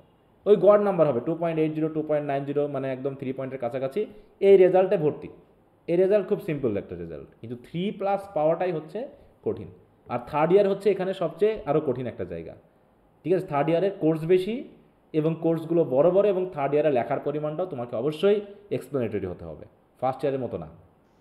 ফার্স্ট ইয়ারে আমরা অনেক মনে করি যে হ্যাঁ আমরা আসলেই ভালো লিখছি। আমি ফার্স্ট ইয়ারে রিডিং স্কিলে লিখছিলাম, আমার মনে হয়েছে যে আমি অনেক লিখছি, অনেক ভালো লিখছি, কিন্তু রেজাল্ট আসার আসে নাই। তো ভাবলাম কেন খারাপ আসলো, পরে অ্যানালাইজ করে দেখলাম যে আসলে আমি যে পারছি লিখছি, আমার প্রথমটি আমি কয়েকটা যেমন বলছি টোন কি টোন আমি দিয়ে দিছি স্যাটিরিক্যাল, কিন্তু আসলে টোন অন্য একটা হবে। তা আমি যদি প্রথমে লেখি কিন্তু 4-5 পৃষ্ঠা লিখে আসি, তাহলে তো আমার টিচার এক মার্কও দিবে না। হ্যাঁ ওইটা তখন সেটা তো বললামই যে তোমরা হয়তো বলতেছো তুমি ভালো লিখছো, কিন্তু কি ভালো লিখছো সেটা তো টিচারকে বুঝতে হবে। হ্যাঁ, তুমি হয়তো 5-7 পেজ 10 পেজ লিখে আসছো, লিখে এসে বলছো স্যার আমি হেভি লিখছি, হ্যাঁ এটা তো হবে না। তুমি আমার কাছে প্রমাণ করো, এই যে বললাম যে যারা তোমরা পরীক্ষাগুলো দাও তাদের খাতা এক্সেপশন, মানে যদি খারাপ হয় তখন আমি বুঝতে পারি না এ তো ভালো লিখছিল, আমার তো স্টুডেন্ট হিসেবে সে তো ভালো ইয়া করছে, তাহলে তার খারাপ হওয়ার তো কথা না। হ্যাঁ, এই জায়গাগুলো, হ্যাঁ, তা এই জন্য আমি যে উত্তরগুলো দিচ্ছি একটু দয়া করে ফলো করবে। এগুলো কঠিন, উত্তরগুলো কঠিন, উত্তরগুলো একটু জটিল হবে, উত্তরগুলোকে আমার ধারাবাহিক করে আনতে হবে, এবং তুমি যদি এভাবে লেখো তাহলে তুমি একটা ভালো রেজাল্ট করবে। 3+ তোমার থাকবে, 3+ থাকবে, এটা আমি বিশ্বাস করি যদি আমার উত্তরগুলোকে দেয়। এক্সেপশনাল ব্যাপারটা আলাদা, যে কয়েকদিন খারাপ হয়ে যেতে পারে সেটা অন্য কোনোভাবে, কিন্তু আমার বিশ্বাস যে উত্তরগুলো তুমি যদি ভালো রেজাল্ট করতে চাও তাহলে আর কোনো কিছুর দিকে তাকানোর দরকার নেই, কোনো গাইড নোটও কেনার দরকার নেই। আজ পর্যন্ত তোমাকে আমি কোনো গাইড নোট কেনাইছি ফার্স্ট ইয়ার থেকে সেকেন্ড ইয়ার পর্যন্ত? বলো, কোনো কিছু বলছি আমি কিনতে? হ্যাঁ, এবং কোশ্চেন, হ্যাঁ, এবং কোশ্চেনের পরিমাণ কি খুব আনকমন এসেছে? হ্যাঁ, যারা আছো খুব আনকমন আসছে? হ্যাঁ, আমার তো আর 100% কমন পাওয়ার উদ্দেশ্য না। তোমার ব্রড কোশ্চেন 5টা দরকার, তুমি 4টা বা 5টা কমন পাইলেই হবে, আমার 8টা কমন পাওয়ার দরকার নেই, তাই না? এরকম করে এখন একদম 100% কমন তো কখনোই আসবে না, কিন্তু অত তো কমন পাওয়ার দরকার নেই। তো যাই হোক, এই জন্য বলছি হয়তো তোমরা অনেকে উত্তরগুলো পড়তেছো না, এই জন্য তোমরা আমাকে জিজ্ঞাসা করতেছো না, কারণ সমস্যা এখানে থাকার কথা। কিছু কিছু জায়গায় বোঝাবুঝি বা অ্যাবস্ট্রাক্ট ধারণাগুলো হয়তো বুঝবা না, সেগুলো তোমাদের একটু সমস্যা থাকার কথা, কিন্তু কেউ কোনো কথা বলছো না, এই জন্য বললাম আর কি কথাটা। ঠিক আছে, দেখো শর্ট কোশ্চেনগুলো আমি মোটামুটি 1.5 পেজ করে লেখা দেওয়ার চেষ্টা করেছি এই ফন্টে, আর যেগুলো ব্রড কোশ্চেন সেখানে 3 পেজ 3.5 পেজ লেখা দেওয়ার চেষ্টা করেছি। ঠিক আছে, একটু বড় করে, মানে তোমার এইজ অনুসারে, তোমার ক্লাস অনুসারে তোমাকে একটু এক্সপ্লেন করতে হবে। যেমন আমরা ফার্স্ট ইয়ারে পড়ছিলাম কি হাফ পেজে একটা শর্ট কোশ্চেন, নাকি হাফ পেজ, জাস্ট হাফ পেজে একটা শর্ট কোশ্চেন হয়ে গেছে, তাই না? কিন্তু এখানে তোমার হয়ে যাচ্ছে কি প্রায় 1.5 পেজ, তাই তো 1.5 পেজ হয়ে যাচ্ছে, অতএব তোমার একটু বড় হয়ে যাবে। এবং কোটেশন আছে, কোটেশন তো ফার্স্ট ইয়ারও সেকেন্ড ইয়ারও তোমরা ব্যবহার করেছো নিশ্চয়ই, তাই না? এই হ্যাঁ, ফোর্থ ইয়ারে এগুলো দেখাচ্ছে আরও। তাহলে তুমি চিন্তা করো, তুমি ফার্স্ট ইয়ারে কতটুকু লিখতে ভয় পাইতা, এখন তুমি থার্ড ইয়ারে এসে কতখানি পড়তেছো, তাহলে তোমার কি বেড়েছে না, মানে কি তোমার কি ইমপ্রুভমেন্ট হয়েছে না অনেকখানি, যে তুমি অনেক কিছু এখন পড়ে বুঝতে পারো, অনেক আইডিয়া নিতে পারো। হ্যাঁ, তাহলে এইভাবে আস্তে আস্তে ইমপ্রুভমেন্টটা হবে, কিন্তু মূল কথা হলো পড়তে হবে ভাই। থার্ড ইয়ারে কিন্তু প্রচুর ঝরে যায়, সেকেন্ড ইয়ারের থেকে থার্ড ইয়ারে কঠিন, অনেক কঠিন। হ্যাঁ, কারণ এখানে অনেকগুলো কোর্স থাকে, অনেকে হিমশিম খেয়ে যায়। আজকে একজন স্টুডেন্ট, যে 24 তারিখে তার পরীক্ষা, 24শে এপ্রিলে পরীক্ষা, আজ থার্ড ইয়ারে একজন মেয়ে কল দিয়েছে যে স্যার আমি আপনার থার্ড ইয়ারের ব্যাচে ঢুকতে চাই। কি কোন ব্যাচে, নতুন না পুরনো? বলছে পুরনো, যারা পরীক্ষা দেবে। বলছে স্যার আমি কিছু পড়ি না, এখন 3 পয়েন্ট পাইতে আমাকে কী করতে হবে, কি উত্তর দেবো বলো? সে কিছুই পড়েনি, আগামী 1 মাসও নেই, পরীক্ষা বাকি আছে, এখন সে 3 পয়েন্ট পাবে কিভাবে সেটা আমার কাছে জিজ্ঞাসা করতেছে। বলো কি উত্তর দেবো আমি? স্যার তাবিজ দিয়ে দিতেন একটা, ভিতরে লিখে দেবেন পড়িলে পাস না পড়িলে ফেল। না সেটা তো সেটা আমার ইন্টারমিডিয়েটে হয়েছিল। ইন্টারমিডিয়েট পরীক্ষা দেওয়ার সময় এরকম ঘটনা ঘটেছিল। ঠিক আছে, হঠাৎ করে আমি পড়তেছি, অনেক এক আসছে, আমরা পরীক্ষা শেষ হওয়ার সাথে সাথে শুরু করে দিছি, তাও ভাবতেছি যে কিভাবে শেষ করবে এতগুলা, তারা 1 মাসে নাকি পুরো সব কোর্স শেষ করে আবার ফার্স্ট ক্লাস পাওয়ার আশা করে। ওই জন্য বললাম যে তুমি যে বলো না যে স্যার আমি ভালো রেজাল্ট করতাম, এই জাতীয় মানসিকতার জন্যই তারা পড়ার সময় পড়েনি, এত রাগারাগি করতেছি, ব্যাস বন্ধ করে দিচ্ছি, হ্যাঁ গ্রুপ থেকে রিমুভ করতেছি, তারা এখন পড়বে না। ঠিকই পরীক্ষার রেজাল্টের সময় ভুলে যাবে যে তারা আসলে কি করেছিল। স্টুডেন্ট আছে 150 জন, ক্লাস করতেছে 40 জন, কিন্তু 150 জনই রেজাল্ট পাওয়ার পরে বলবে স্যার আমি ভালো রেজাল্ট করতাম। তাহলে যারা সারাদিন কষ্ট করে ক্লাস করলো, এত বড় বড় নোট পড়লো, তারা তাহলে কত পাবে? 4-এর ভিতর 5 পাবে। তুমি যদি 3 পাও, তুমি ক্লাস পড়োনি, তুমি 3 পাওয়ার আশা করতেছো, তাহলে যারা ক্লাস করলো তারা কত পাবে বলো? হ্যাঁ, হুদাই শুধুমাত্র হইচই করলে তো হবে না। তো যাই হোক, এখন যদি শর্টে কারো সমস্যা না থাকে তো ভালো কথা। আমার মনে হয় তোমরা ভয় পাচ্ছ আমাকে, আমি একটু একটু রক চটা, সেটা তোমরা সবাই জানো, কিন্তু ভয় পাবা না। হ্যাঁ, ভয় পাইলে কিন্তু পড়াশোনা অফ হয়ে যাবে। আচ্ছা যাও, তাহলে শর্টে কারো সমস্যা? স্যার ফার্স্ট ইয়ার এক্সাম একটা হয়েছিল স্যার। হ্যাঁ বলো। স্যার আমার ফার্স্ট ইয়ার এক্সামের সমস্যা হয়েছিল, সেটা হলো ইংলিশ রাইটিং স্কিল এক্সাম দিয়ে চলে আসলাম, পরে দেখলাম যে রেজাল্টে সি আসলো। পরে আমার ডিপার্টমেন্টের স্যারের সাথে বললাম স্যার কেন এরকম খারাপ হলো, তো স্যার বললো যেটুকু লিখবা লিখার মতো লিখবা, একটা প্যারাগ্রাফ খুব বেশি লিখবে না, লাগলে 10টা সেন্টেন্স দিবে দরকার হলে, প্রয়োজন হলে সেন্টেন্স গুলো যেন ভালো হয়, দেখবা 10-এর মধ্যে নাহলে 8 পেয়ে যাবা। তো এরপরে ইমপ্রুভমেন্ট দিলাম স্যার, মানে খুব বেশি লিখলাম না, স্যারের কথা মতো এক্সাক্টটা লিখে আসলাম, আল্লাহর রহমতে এবছর বি প্লাস এসে গেছে। তা সেটা তো অবশ্যই তোমাকে এক্সাক্ট লিখতে হবে, তো ভালোটা লিখতে হবে তো, তাই না? আমি তো তোমাদেরকে খাতা দেখাইতাম, তাই না? এই যে সেকেন্ড ইয়ারের খাতা দেখাই নাই আমি, তোমরা তো সেকেন্ড ইয়ার দিয়ে থার্ড ইয়ার, বুঝছো না? স্যার বললো যে খুব বেশি লিখবে না, খুব অল্প লিখবা, কিন্তু সেন্টেন্স গুলো যেন কারেক্ট হবে, ভালো হয়। আমি তো বলেছি দেখবি ভালো রেজাল্ট চলে আসবে। হাতের লেখা, গ্রামাটিক্যাল ব্যাপার, আর হচ্ছে কনটেক্সট, এই 3টা জিনিসের সমন্বয় হলে তুমি এমনিতেই ভালো রেজাল্ট করবে। ঠিক আছে, এইটা তো যাও। এবার ব্রড কোশ্চেনে আসো, বলো ব্রড কোশ্চেনে কি আছে? 3 নম্বরটা প্রবলেম আছে ওই। কত? 3 নম্বর? 3। আচ্ছা, কোন জায়গায়? পুরোটাই সমস্যা নাকি শুধু কোনো প্যারাগ্রাফের সমস্যা? এই কোশ্চেনটা একটু পড়িয়ে দিন স্যার। পুরোটা পড়াই দিব? এটা বুঝে যায়নি, ক্লিয়ার না। এটাতে আমারও সমস্যা আছে। আচ্ছা দেখছি, আমি পড়াই দিচ্ছি। ওকে, তাহলে বলছে দেখো, ক্রিস্টোফার মার্লো এত as an English playwright, poet and translator, এটা দিলাম, is among the most famous of the Elizabethan playwright. প্রথমে তার পরিচয়টা দিয়ে নিলাম। Scholar recognise Marlowe as one who made significant advance in the English genre of tragedy through keen examination of Renaissance morality. জাস্টিফাইয়ের সাথে যেটা আসছে মোরালিটি।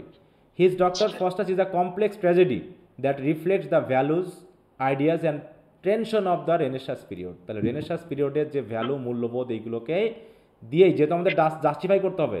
একটু মিউট রাখো, সাউন্ড আসতেছে।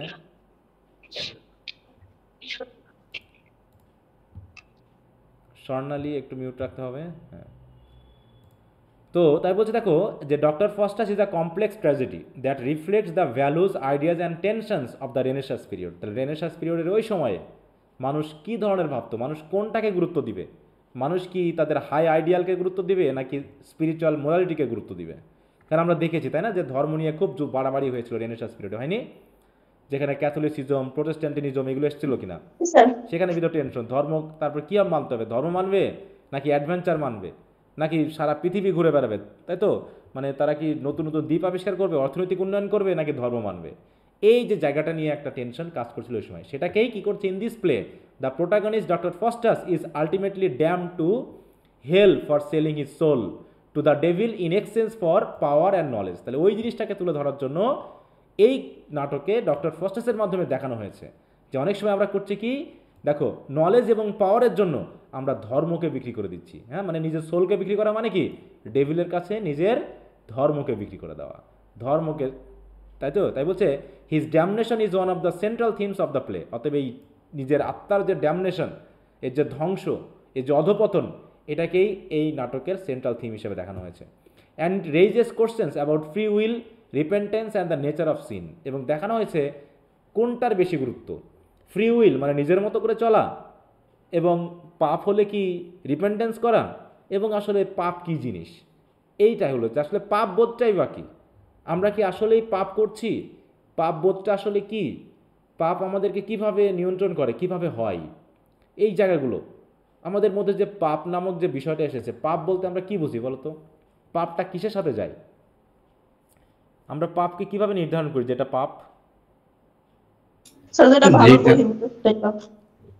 আচ্ছা, যেটা আমাদের জন্য খারাপ রেজাল্ট আনে ওইটাই পাপ হিসেবে কনসিডার করা হয়।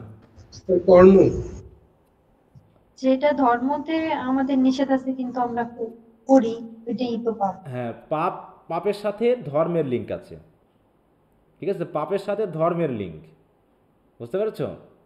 আর বেআইনির সাথে আইনের লিঙ্ক, মানে দেশীয় আইনের সাথে, বুঝতে পারছো? দেশের একটা আইন আছে, সেই আইনের বিরুদ্ধে কি পাপ বলা হয় নাকি বেআইনি বলা হয় বলো তো? বেআইনি। হ্যাঁ, তুমি ধর্মের, মনে করো তুমি দেশের যে প্রতিষ্ঠিত আইন আছে সেই আইনের বিরুদ্ধে কথা বললা, তখন কি ওই তোমাকে বলা হবে যে তুমি পাপ করেছো? এটা কি পাপ বলা হয়? ওইটা বেআইনি বলা হয়, বেআইনি কাজ করেছো, তাই না? আবার ওইটাকে তুমি যখন ধর্মের লেন্স দিয়ে ভাবতেছো, তখন সেটা হয়ে যাচ্ছে পাপ বা সিন, ঠিক আছে? যেমন যেমন বাংলাদেশ এবং পাকিস্তান সৃষ্টির ক্ষেত্রে যদি আমরা ধরি, রক্ত ক্ষয়টা কি কোনো ধর্মে মানে বৈধতা দেয় কিনা? রক্ত ঝরানো, খুন, মার্ডার। এখন আমরা যে স্বাধীনতা যুদ্ধের সময় পাকিস্তানিদের যে হত্যা করলাম, এটা কি আমাদের জন্য পাপ হয়েছে নাকি আমাদের জন্য আশীর্বাদ হয়েছে?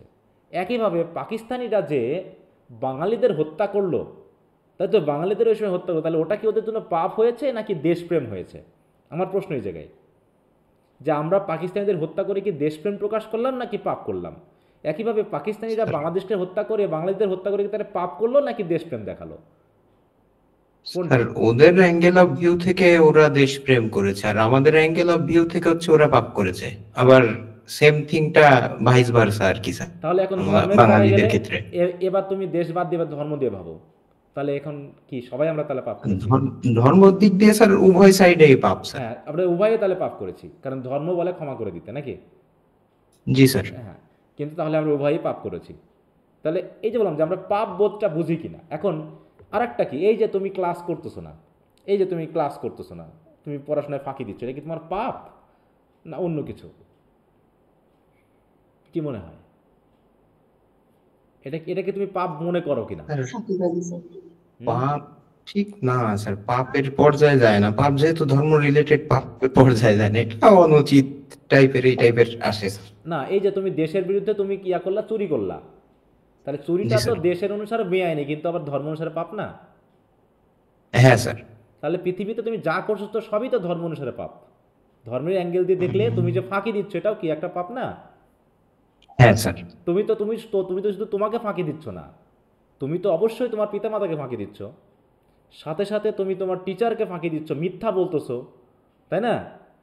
এগুলো তো পাপের মধ্যেই পড়ে। আসলে আমরা বুঝি না যে পাপ কি জিনিস, এই পাপের সংজ্ঞাটাই আমরা বুঝি না বলে আমরা পাপটাকে মানে গায়ে মেখে নিয়ে আমরা পালন করি। একজন টিচার যখন টাইমলি ক্লাসে যাবে না, এটা তো ধর্মের অ্যাঙ্গেল ধরলে তো সে পাপ করতেছে কিনা? হ্যাঁ, মনে করি একজন টিচারের 9টার সময় ক্লাসে যাওয়ার কথা, যে স্টুডেন্টরা বসে আছে তাকে ক্লাস নিতে হবে, এখন সে প্রতিদিন 10-15 মিনিট দেরি করে যায়, এটা কি তার পাপ না? এটা কি পাপ না? হ্যাঁ, এটা তো একটা পাপ। তাহলে আমার যেটা পাপ, এটা আমি তো সেটাই বুঝতেছি। তাহলে ধর্ম আমাকে কিভাবে ভালো হতে বলতেছে? ধর্ম আমাকে কি ভালো হতে বলতেছে? আসলে আমি কোন দিক থেকে ভালো হবে? শুধু বড় বড় মানে ঘুষ না খাওয়া, 2-4টা মানুষকে খুন না করাটাই কি শুধু পাপের মধ্যে মানে এটা পড়তেছে, খুন করাটাকে? নাকি আমি প্রতিনিয়ত পাপ করছি? কারণ কি আমি আমার কথায় চিন্তায়ও পাপ করছি। কারণ বলা হয়েছে কি যে তুমি যখন একজন মানুষকে নিয়ে মনে মনে তার সম্পর্কে কুচিন্তা করতেছো, তখনও তুমি পাপ করতেছো, ঠিক আছে? এটাও তুমি পাপ করতেছো। অতএব পাপটা কি? Nature of the sin. হ্যাঁ, অতএব ফ্রি উইল, আমি কি চিন্তা করতে পারি, আমার পাপটা কি হয়, এবং রিপোর্টটা ডক্টর ফস্টাস বলতেছে না যে বাইবেল তো বলে, স্ক্রিপচার কি বলে, যে মানুষ যদি বলে যে আমি পাপ করি নাই, তাহলে মানুষ একটা বড় আত্মপ্রতারণা করে, একটা বড় চিটিংবাজি কথা বলে। কারণ এই পৃথিবীতে এমন কোনো মানুষ নাই যে বলে যে কখনো পাপ করেনি।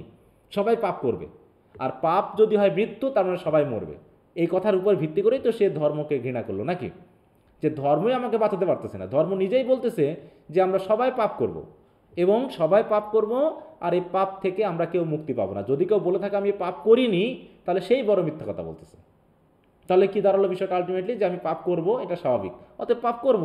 পাপ যখন আমাকে করতেই হবে, তাহলে আমি পাপ করব। আমি তো ভালো থাকতে পারবো না, কারণ আমি নিজেকে কখনো ভালো রাখতে পারবো না। এরকম তাই বলছে এই যে কথাবার্তাগুলোর ভিতর দিয়ে চলে এসেছে। দেখো, Faustus' damnation is not only justified within the framework of Christian moral universe that in which the play is set, মানে এটা তো ক্রিশ্চিয়ান রিলিজিয়নের উপর ভিত্তি করে তো লেখা নাকি। তাহলে ক্রিশ্চিয়ান মোরাল ইউনিভার্সে যে ফ্রেমওয়ার্কটা আছে, যে ধরনের সূত্র আছে, সে সূত্রের উপর ভিত্তি করলে অবশ্যই ফস্টাসের ড্যামনেশনটা জাস্টিফাইড।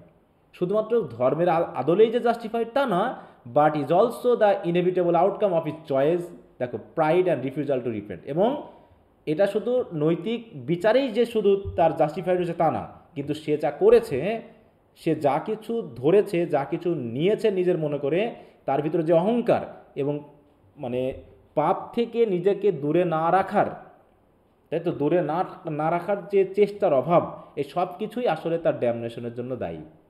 তার ড্যামনেশন শুধুমাত্র আমরা বিবেচনা ওই ধর্ম দিয়ে করব না, বরং তার নিজস্ব দৃষ্টিভঙ্গির যে আউটকাম, ফলাফল, সেই হিসাবেও আমরা ওটাকে ধরতে পারি। ঠিক আছে, বলছে Marlowe presents Faustus as a tragic figure who is offered numerous opportunity for redemption. দেখো, তাহলে পাপ থেকে ফেরার, তাই তো, পাপ থেকে মুক্তির জন্য, তাই তো, প্রায়শ্চিত্ত করার জন্য সে যথেষ্ট সুযোগ পেয়েছিল, কিন্তু সে বারবারই পাপ করছে। But his persistence in sin, persistence মানে কি, একই জিনিস বারবার করতে থাকা, and his rejection of divine mercy. দেখো, কখনো সে ভাবতেছে আমি এখনই জিজাস কাছে প্রার্থনা করব, কিন্তু পরক্ষণে যে আবার মেফিস্টোফেলিস বোঝাচ্ছে, অমনি সে আবার ভুলে যাচ্ছে। তার মানে কি, আমাদের জীবনে এরকমটা ঘটে না যে আমরাও কি করি, আমরা মনে করি এই পাপটা আর করবো না, কিছুক্ষণের জন্য আমরা মন স্থির করি, গিন্দায় মন্দির মসজিদে যাই, প্রার্থনা করে আমরা ইয়া করি, যে পরক্ষণে কি আবার অপরাধের মধ্যে জড়িয়ে যাচ্ছি। কারণ কি, ওই যে লোভ দেখাচ্ছে, তাই না, যে আমাকেও এই কাজটা করতে হবে। আর অনেক ক্ষেত্রে আমরা অনেক পাপকে জাস্টিফাইড করে নিই। কীভাবে? মনে করো আমি একটা অফিসের বস, ঠিক আছে, তো আমি একটা অফিসের বস, তা আমি স্থির করেছি যে আমি কোনোদিন ঘুষ টুস খাবো না। এখন আমি যদি একটা অফিসের বস হই, সরকারি অফিসারের, তাহলে এরকম সরকারি অফিসারের অনেককে আমি দেখছি, অনেকেই ঘুষ খায়, সবাই 10 লাখ 20 লাখ 1 কোটি করে ঘুষ খায়। তখন আমি ভাবতেছি, সবাই যখন খায়, তখন আমি একটু খাইলে কি হয়? ওরা 1 কোটি খায়, আমি নাই 2-4 লাখ খাইলাম, অল্প, হয়তো অতটা গায়ে লাগবে না, একটু জাস্টিফাই করে নিচ্ছি আমি, ঠিক আছে তো, যে সবাই যখন খায় আমি একটু না খাইলে হয়, এবং নিজেকে বোকা, এবং সবাই তোমাকে বোকা ভাবেই, সবাই খায়, তুই খাইলে কি সমস্যা হয়, এরকম করে বলাতে কি হচ্ছে, তুমি মনের দিক থেকে চাচ্ছ যে খাবো না, কিন্তু বাইরে থেকে বারবার কি হচ্ছে, চাপ আসতেছে যে তুমিও খাও। এই চাপ দিয়ে যেতে একসময় দেখা তুমি খাইয়ে ফেললা, একদিন খাওয়ার পর ভালো না, জীবনে আর কোনো দিন খাবো না, পরে দেখতেছি না খাইলাম তো, কোনো তো সমস্যা হলো না, আর একদিনও খাই। এরকম খাইতে সেও দেখা যাবে একটা বড় ধরনের ঘুষখোর হয়ে যাচ্ছে নাকি। তাহলে কি, সে মনের দিক থেকে সে মানে সুযোগ পেয়েছে নিজেকে রক্ষা করার, কিন্তু আশেপাশের পরিবেশ থেকে শুরু করে সব কিছু তাকে চাপাচ্ছে যে করো এই কাজটা করো। হ্যাঁ, তাই বলছি, দেখো, but his persistence in sin and his rejection of divine mercy, এই দুটাই কি করেছে, make his damnation both morally and theologically justified. একদিকে নীতিনৈতিক দিক থেকে, আর একদিকে ধর্মীয় দিক থেকে, দুই দিক থেকেই তার ড্যামনেশনটা কি আছে, জাস্টিফাইড মানে কি, মানে উপযুক্ত নাকি, যে আসলে তার যে শাস্তিটা হয়েছে এটা কি তুমি জাস্টিফাইড করো, মানে মেনে নাও যে শাস্তিটা হয়েছে, ভালো হয়েছে, হ্যাঁ, নাকি মানো না যে শাস্তি হওয়া ঠিক হয়নি? তাহলে এটাকে বলতে যাচ্ছে। হ্যাঁ, এবার আমরা গল্পটাকে আবার এটা গেল ইন্ট্রোডাকশন, যে আমরা এই কথাটা বলছি, যে from the outset of the play Faustus is portrayed as a man of immense intellectual ambition. হ্যাঁ, প্রথম দিকে দেখানো হলো ব্যাপক অ্যাম্বিশাস একটা মানুষ। His dissatisfaction with the limits of human knowledge drives him to explore necromancy. তাহলে হিউম্যান নলেজের লিমিটেশন, এটা নিয়ে তিনি অনেক ডিস্যাটিসফাইড। হতাশ, আর এই হতাশায় তাকে বাধ্য করেছে কি করতে, ওই ন্যাক্রোম্যান্সির সাহায্য নিতে। A forbidden art that promise him god like power, এটা ফরবিডেন আর্ট, নিষিদ্ধ একটা মানে জ্ঞান বা বিদ্যা যেটা তাকে গড লাইক পাওয়ার এনে দিবে, সেটাকে শুরু করলো। ইন হিজ ওপেনিং সলিলোকি, দেখো প্রথমে কি সলিলোকি, তাই না? Faustus dismisses all traditional forms of knowledge, সে ফিলোসফি ল বলছে সবই তো আমি পারি, দিয়ে বলছে এগুলো কোনো আমাকে কেউ সাহায্য করতে পারছে না, অতএব because they can not provide him with the boundless power he desires and instead he seeks to unlock the secret of the universe through necromancy. দিয়ে এই জায়গায় একটু দেখানো হয়েছে, ঠিক আছে, যে কীভাবে তিনি বলছেন যে world of profit and delight কাকে বলাচ্ছে, of power, of honour and omnipotence কে, is promise to the studious artisan. Artisan মানে কি, এই যে জাদুবিদ্যা, একেই দেওয়া হয়েছে। কারণ কি, all things that move between the quiet poles, এই উত্তর মেরু থেকে দক্ষিণ মেরু যা কিছু মুভ করে সব কিছু কী হবে, shall be at my command, সব কিছু আমার অধীনে চলে আসবে। কারণ কি, তখন আমি হয়ে যাব কি, a sound magician is a mighty god. হ্যাঁ দেখো, আমি একটু বাদ দিয়ে বলেছি কি, মূল কথা এটাই যে একজন সাউন্ড মানে কি, দক্ষ একজন ম্যাজিশিয়ান হচ্ছে একটা শক্তিশালী গডের মতো। তাহলে এই গড আমি হতে চাইবো না কেন? ঠিক আছে, তো কারণ কি, এই জাদুবিদ্যা আমাকে পৃথিবীর সব কিছু দিবে, অনার দিবে, পাওয়ার দিবে, অমনিপসেন্স মানে কি, মানে আমাকে দীর্ঘস্থায়ী করবে, শক্তিশালী করবে, তাই না, প্রফিট দিবে, ডিলাইট দিবে, কি দিবে না? তাহলে আমি কেন এটা করব না? এইভাবে Faustus seeks unlimited knowledge and control over nature, showing a shift from the medieval to the Renaissance focus. ওই যে আমার ইন্ট্রোডাকশনে যেটা বলছিলাম, তাই তো, মেডিয়েভালে মানুষের শুধু ধর্মীয় চিন্তা ছিল, মেডিয়েভাল মানুষ শুধু ধর্ম দ্বারা পরিচালিত হতো, কিন্তু রেনেসাস পিরিয়ডে এসে মানুষ ধর্মীয় প্রভাব থেকে বার হয়ে এসে তারা কোথায় আসলো, on human potential and intellectual power. একটু হিস্ট্রির কথা মনে করো, হিস্ট্রির কথা মনে করো, যে আমরা দেখলাম কি, যে যখন রেনেসাস পিরিয়ড আসলো তখন কি মানুষজন গ্রিক লিটারেচার পড়তেছে, গ্রিক লার্নিং পড়তেছে, পড়ার মাধ্যমে কি হচ্ছে, তারা কি আরও বেশি ন্যারো মাইন্ডেড হয়ে যাচ্ছে না ওপেন মাইন্ডেড হচ্ছে, বলো? এবং এই সময় কি হচ্ছে, তারা হ্যাঁ আরও বেশি ডিসকভারি, এক্সপ্লোরেশনের উপরে গুরুত্ব দেওয়া শুরু করছে। ঠিক এইটাকে রিপ্রেজেন্ট করতে এটাকে ব্যবহার করা হয়েছে। তাই বলছে he famously declares a greater subject fits Faustus wit, বলছে ম্যাজিক হচ্ছে কি, এটা হচ্ছে সবচেয়ে গ্রেটার সাবজেক্ট, যেটা একমাত্র ফস্টাসের বুদ্ধির সাথে যায়। বিড অন, দেখো কাই মি অন ফেয়ারওয়েল গ্যালেন কাম, মানে যেটা তোমার হচ্ছে ইয়াতে ছিল গ্রিক কি জার্মানিক ভাষায় নাকি, হ্যাঁ। তাই বলতেছে দেখো, does Faustus rejection of theological study in particular signal his prideful ambition. তাহলে সে যে মানে থিওলজি বাদ দিয়ে এই যে ন্যাক্রোম্যান্সির দিকে ছুটলো, এটাই আসলে তা নির্দেশ করে যে আসলে সে কতটুকু ambitious. His statement a sound magician is a mighty god reveals his desire to transcend human limitation. সে কী করতেছে, মানুষের যে সীমা, সে সীমাটাকে পেরিয়ে যেতে চাচ্ছে। অ্যান্ড রাইভাল অফ গড, এবং সে গডের রাইভাল হতে চাচ্ছে। অ্যান অ্যাম্বিশন, আর এই গডের রাইভাল হওয়াটা হচ্ছে কি একটা ambition that places him in direct opposition to the Christian moral order. যে মানুষের কখনোই গডের সাথে সমপরিমাণ হিসাব করা ঠিক না, গডের বিরুদ্ধে যাওয়া ঠিক না, কিন্তু তারপরও সে এটা করছে। তার বলছে Faustus hubris or excess pride is a fatal flaw in classical sense. আমরা তো মোটামুটি হিউব্রিস বা এক্সেসিভ প্রাইড তো আমরা বেশ কয়েকটা নাটকে পেয়েছি, তাই না? প্রথমে আমরা সেকেন্ড ইয়ারে পেয়েছিলাম কিসে, ইডিপাস রেক্সকে পেয়েছিলাম, তাই তো? তারপরে আমরা থার্ড ইয়ারে পাইছি কোন জায়গায়, ম্যাকবেথে পাইলাম নাকি, ডক্টর ফস্টাস। এগুলো হচ্ছে কি হিউব্রিস অথবা প্রাইড, যেটা হচ্ছে কি ক্লাসিক্যাল সেন্সে একটা ফ্যাটাল ফ্ল, যেটা আমরা ইডিপাস রেক্সকে পেয়েছি। ক্লাসিক্যাল মানে কি ওই ইডিপাসের মতো। মেকিং হিজ ড্যামনেশন ইনএভিটেবল, যেমনটা আমরা ইডিপাসের ড্যামনেশন হয়েছিল।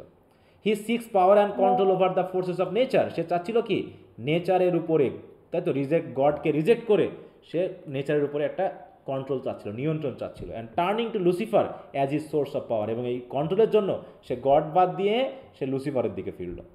In Christian religion pride is considered the original sin. এই পৃথিবীর অরিজিনাল সিন মানে হচ্ছে প্রাইডকে বোঝানো হচ্ছে। যে অরিজিনাল সিনটা প্রথমে কারা করেছিল মূলত, অ্যাডাম অ্যান্ড ইভ। হ্যাঁ, শয়তান তো করেছিল, তারপরে সবচেয়ে বেশি করেছিল হচ্ছে কে, অ্যাডাম এবং ইভ। তারা গডের মতো হতে চেয়েছিল।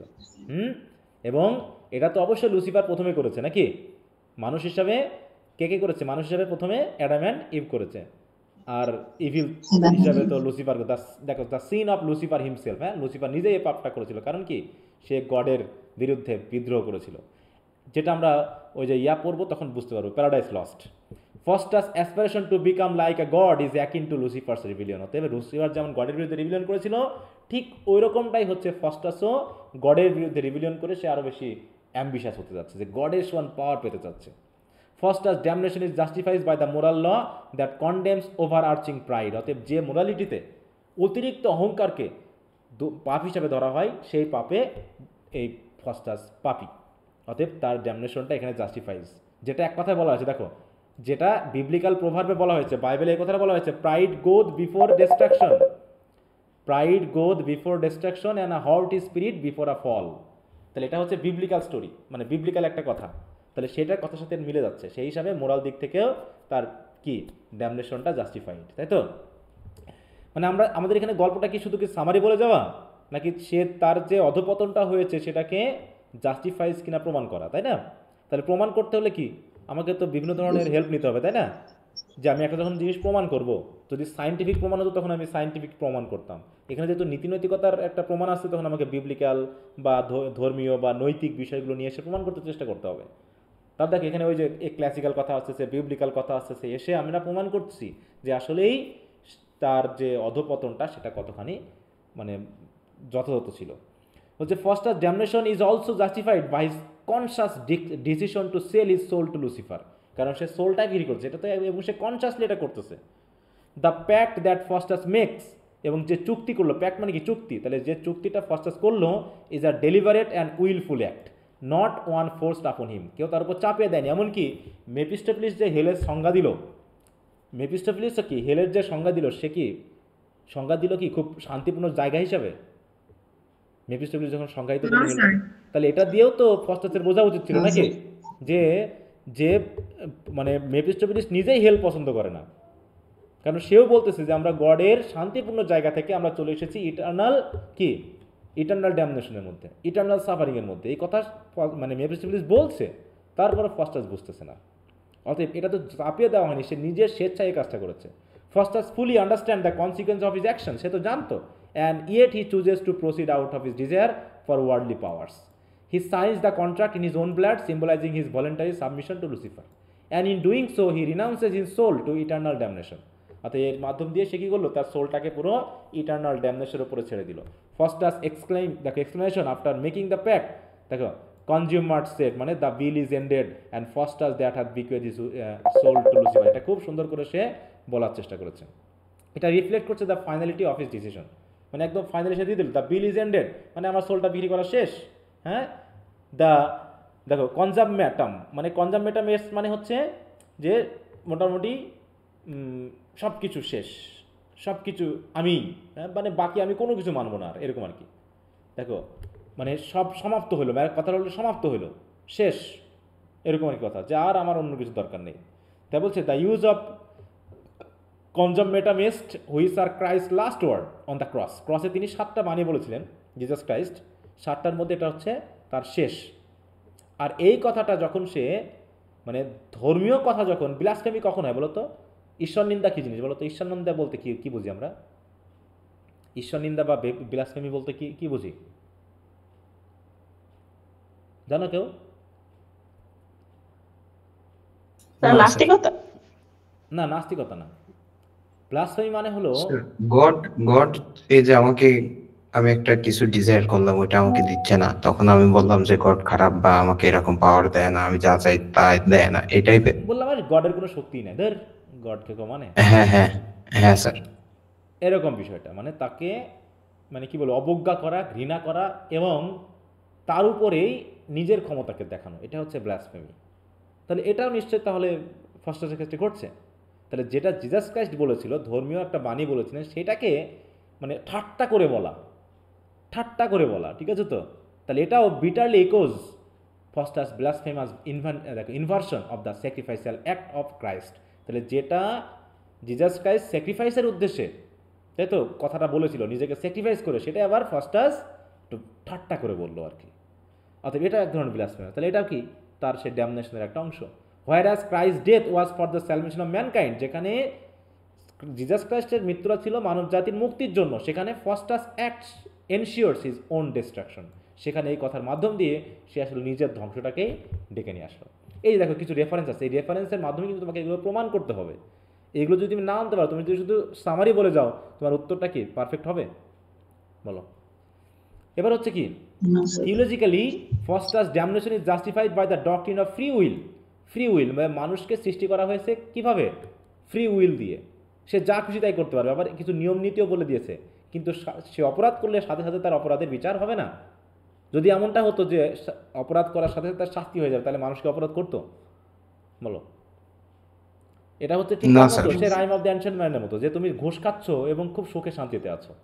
ঘুষ খাচ্ছ, ছেলে মেয়েকে বিদেশ পাঠাচ্ছ, নিজে গাড়ি বাড়িতে চড়তেছো, ইচ্ছা মতো খাচ্ছ দাচ্ছ, যা খুশি তাই করতেছো, কি মজা কি মজা, মনে হচ্ছে যেন কিচ্ছু হবে না। হ্যাঁ, এরকম আর কি। তো ওই সব রাইম অফ দ্য অ্যানশিয়েন্ট, যে পাখিটাকে মারা হয়েছে, আরে আবহাওয়া তো ভালো হয়ে গেল, ভালোই হয়েছে পাখিটাকে মেরে, খুব ভালো হয়েছে, কোনো সমস্যা না। হ্যাঁ, তো ওরকম। তবে despite the temptations presented by Mephistopheles, Faustus's exercises his own free will. তাহলে অবশ্যই মেফিস্টোফেলিস তার প্রতি টেম্পটেশন দেখাচ্ছে, লোভ দেখাচ্ছে, কিন্তু ফস্টার্স তো নিজের ইচ্ছাকেই বেশি গুরুত্ব দিয়েছে ইন মেকিং দ্য প্যাক্ট, এই চুক্তিটা করার জন্য। He is fully aware of the eternal consequences as Mephistopheles warns him. যে বললাম, হ্যাঁ, যে মেফিস্টোফেলিস তাকে তো ওয়ার্ন করেছে যে আসলে হেল কেমন। বলছে হেল তো সেটাই যেখানে মানে কি আমরা হেলের মধ্যেই আছি। হ্যাঁ, বলছে হেল আর কি, যেখানে গড নেই, যেখানে গডের ইটার্নাল জয় নেই, সেটাই তো হেল। তাহলে সেটা বলছে দেখো যে হেভেন হচ্ছে ইটার্নাল জয়, তাই না? গড হচ্ছে লাইট। তাহলে এইভাবে মেফিস্টোফেলিসও জানে, শয়তানও জানে গড ভালো, কিন্তু আমরা সেই শয়তানকে ফলো করছি, গডকে না। তাই বলছে why this is hell nor I am out of it. আরে আমি তো হেলেই আছি, আমি তো হেলের বাইরে নেই। Think'st thou that I who saw the face of God, আমি নিজে তো গডের ফেস দেখছি, তাই না? And tasted the eternal joys of heaven, এবং আমিও তো হেভেনে ছিলাম এক সময়, এবং হেভেনের ইটার্নাল জয় তো আমি দেখেছি।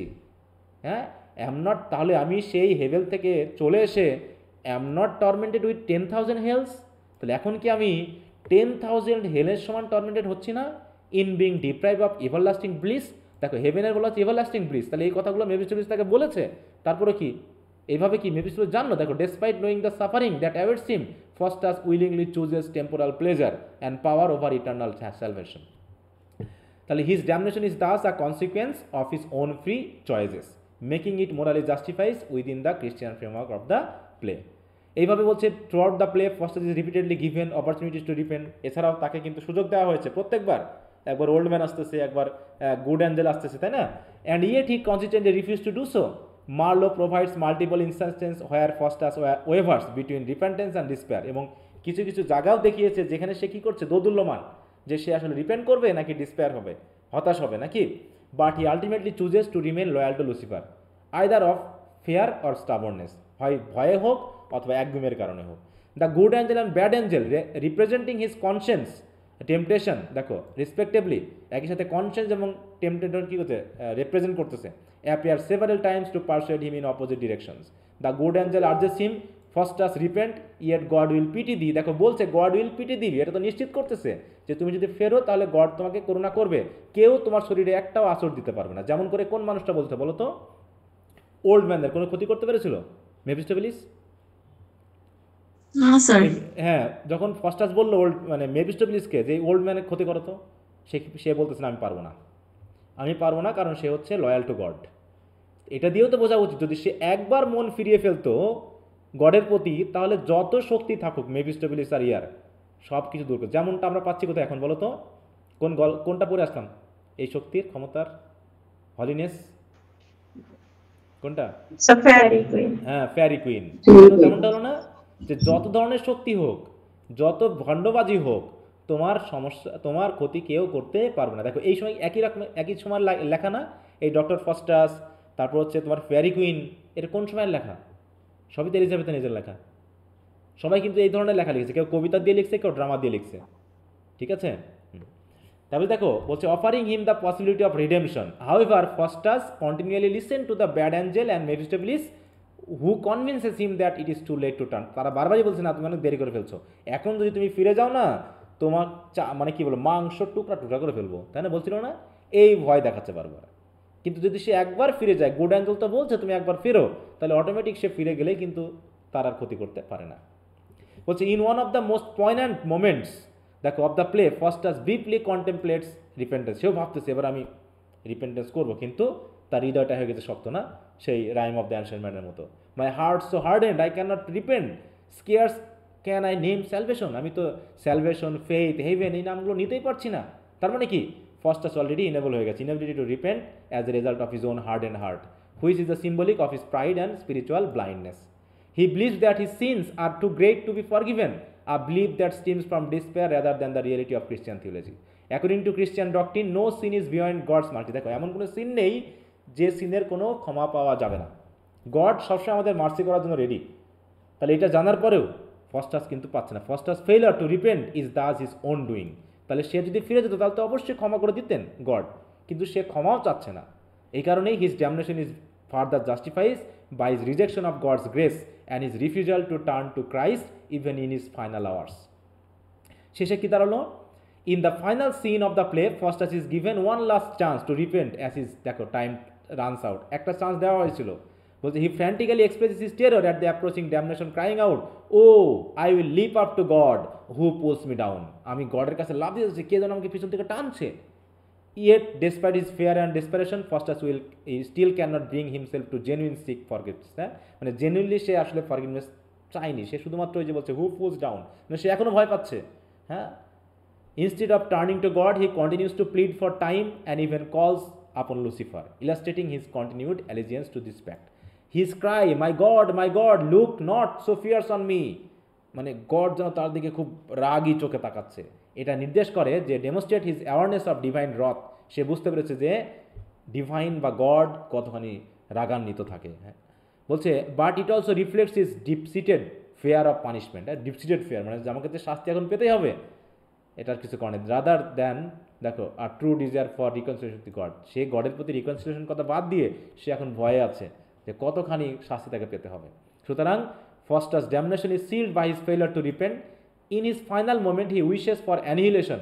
সে চাচ্ছিল না যে টাইম নষ্ট হয়ে যাক, পৃথিবী ধ্বংস হয়ে যাক, যাতে আমার এই সোলটা ওখানে না যেতে হয়, এবং আমার সোলটা যেন কি পানির সাথে মিশে যায়, ডিসঅ্যাপিয়ার হয়ে যায়।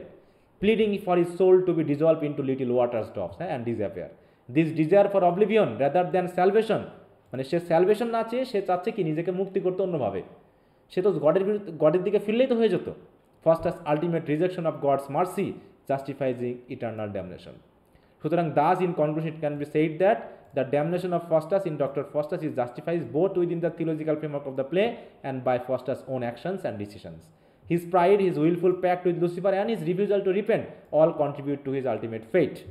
মার্লোস বুঝতে পারছে এবার সবাই? তাহলে এটা তার এইভাবে আমাদেরকে কি করতে হবে? প্রমাণ করতে হবে যে আসলে তার ড্যামনেশনটা কীভাবে হলো। শুধু গল্প বলে গেলে হবে না। হ্যাঁ, কি বুঝতে পারছো? এবং প্রত্যেকটা প্রশ্নের উত্তর তো মনে হয় প্রায় কাছাকাছি নাকি? একই রকম না বিষয়গুলো ঘুরে ফিরে?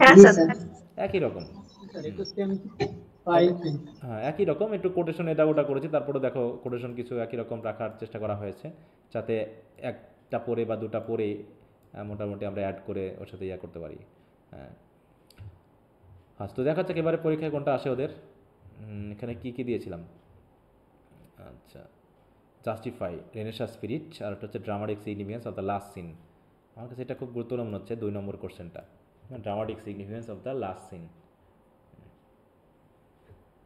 আচ্ছা, এবং প্রত্যেকটা একই ধরনের। হ্যাঁ, মোরালিটি প্লে, ট্র্যাজিক হিরো, হ্যাঁ, তারপর হচ্ছে রেনেসাঁ স্পিরিট বলো, সিগনিফিকেন্স, এই যে তারপর হচ্ছে জাস্টিফাইড, এই কথাগুলো সবই একই ঘুরে ফিরে। আচ্ছা, তো বুঝতে পেরেছো সবাই? জি স্যার। আচ্ছা জি স্যার। তাহলে একটু ভালো করে পড়ে ফেলবা, একদম ভালো করে পড়ে ফেলবা, কঠিন পড়াশোনা দিতে হবে, ঠিক আছে তো? যাতে চারটা কোশ্চেনের आंसर কি দেন নাই? কোনটা? যে নিচে 4টা কোশ্চেন 2022 সালে আসছিল না, ওগুলো তো তোমাদের জন্য এখনো দেই নাই। আগে দেখি কোনটা কি আসে, তারপরে আমরা দেবো আবার, ঠিক আছে? চেঞ্জ করে, তখন একটু চেঞ্জ হবে। এর ভিতরে যদি কোনো কোশ্চেন চলে আসে, তাই না? এর ভিতরে কোনটা আবার চলে আসলো, কারণ এটা তো 2023 সালে, তোমাদের জন্য তো না এটা, তাই না? কারণ এখনো তো পরীক্ষা হয়নি। তখন আবার ওটাকে চেঞ্জ করে আবার দিব, মডিফাই করে। আপাতত এই 3টার মধ্যেই একটা না দুটো আসে সেটা দেখার বিষয়, কারণ 2টা করেও আসে। যদি একটা আসে তাহলে বাকি 2টা তোমাদের জন্য ইম্পর্টেন্ট হবে, আর হয়তো এর ভিতর থেকে 2-1টা কোশ্চেন আবার ইম্পর্টেন্ট হিসেবে ওখানে ঘুরাই দিতে পারি, হ্যাঁ এটাই, তাছাড়া কিছু না, টেনশন নেওয়ার কিছু নাই। হ্যাঁ ওকে, তাহলে এই তো গেল মোটামুটি আমাদের ডক্টর ফস্টাস নিয়ে, নাকি? সবাই একটু ভালো করে পড়ে ফেলো, যেটা শেষ হয়ে যাবে সেটা কিন্তু শেষ করে ফেলবে একদম।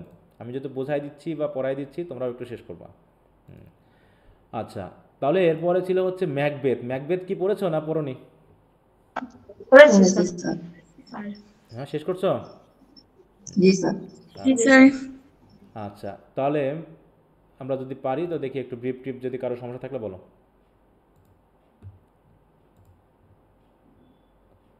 কারণ এগুলো নিয়ে পরে আর সময় নষ্ট করা যাবে না। তাহলে এর ভিতরে আমাদের দুটো আমার হ্যাঁ বলো। ব্রডে দুই একটা লাইন একটু সমস্যা, জাস্ট অর্থ পড়াই দিলে হবে। আচ্ছা আমি বলছি, তাহলে ব্রিফে আগে দেখি, যদি সমস্যা না থাকে আমি আসতেছি সিরিয়ালি, তুমি তখন বলবা। ইম্পর্টেন্ট ব্রিফ কোশ্চেনে কারো সমস্যা আছে? না স্যার। একটু বলবা এখন। জি স্যার 24 নাম কত? 24 কি হলো দেখা যায় না নেট। 24 কি বলছে? What figure of speech do you find in fair is foul and foul is fair?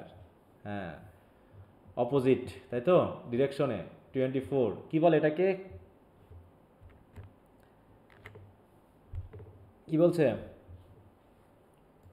কিয়াসমাস নাকি? যেখানে কি কি করা হয়, প্রথম যে ধারাবাহিকতাটাকে সেটা অল্টারনেট করে দেওয়া হয়। প্রথম যদি 1 অ্যান্ড 2, পরে হবে কি 2 অ্যান্ড 1, তাই তো। He and she and he, মানে অল্টারনেট। এই ধরনের ফিগার অফ স্পিচকে বলা হয় কিয়াসমাস। যেখানে আমরা কি করি দেখো,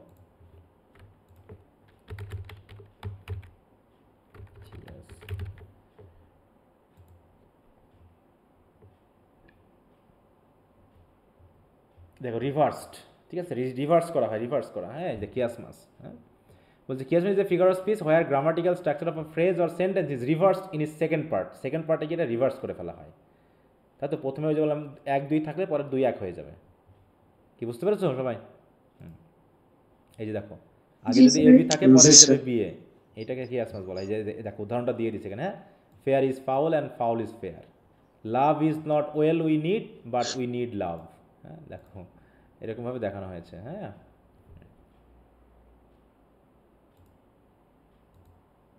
আচ্ছা, আর কোনোটাতে?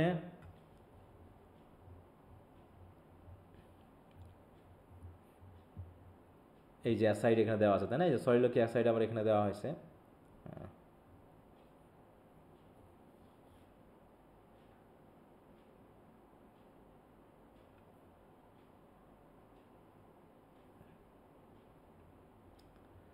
আচ্ছা তাহলে সমস্যা নেই।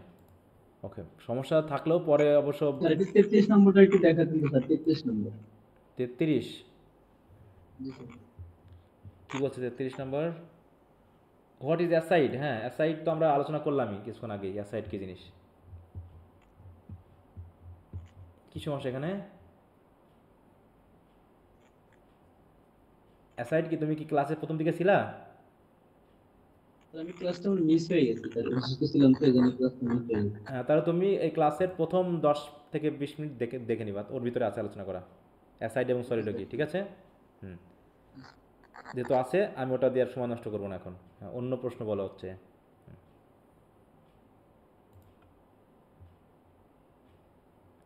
আচ্ছা ব্রিফে আর কারো সমস্যা আছে? না থাকলে এবার শর্টে বলো, মানে শর্ট প্রশ্নের বলো, শর্টে না, হ্যাঁ শর্ট কোশ্চেনের আনসার।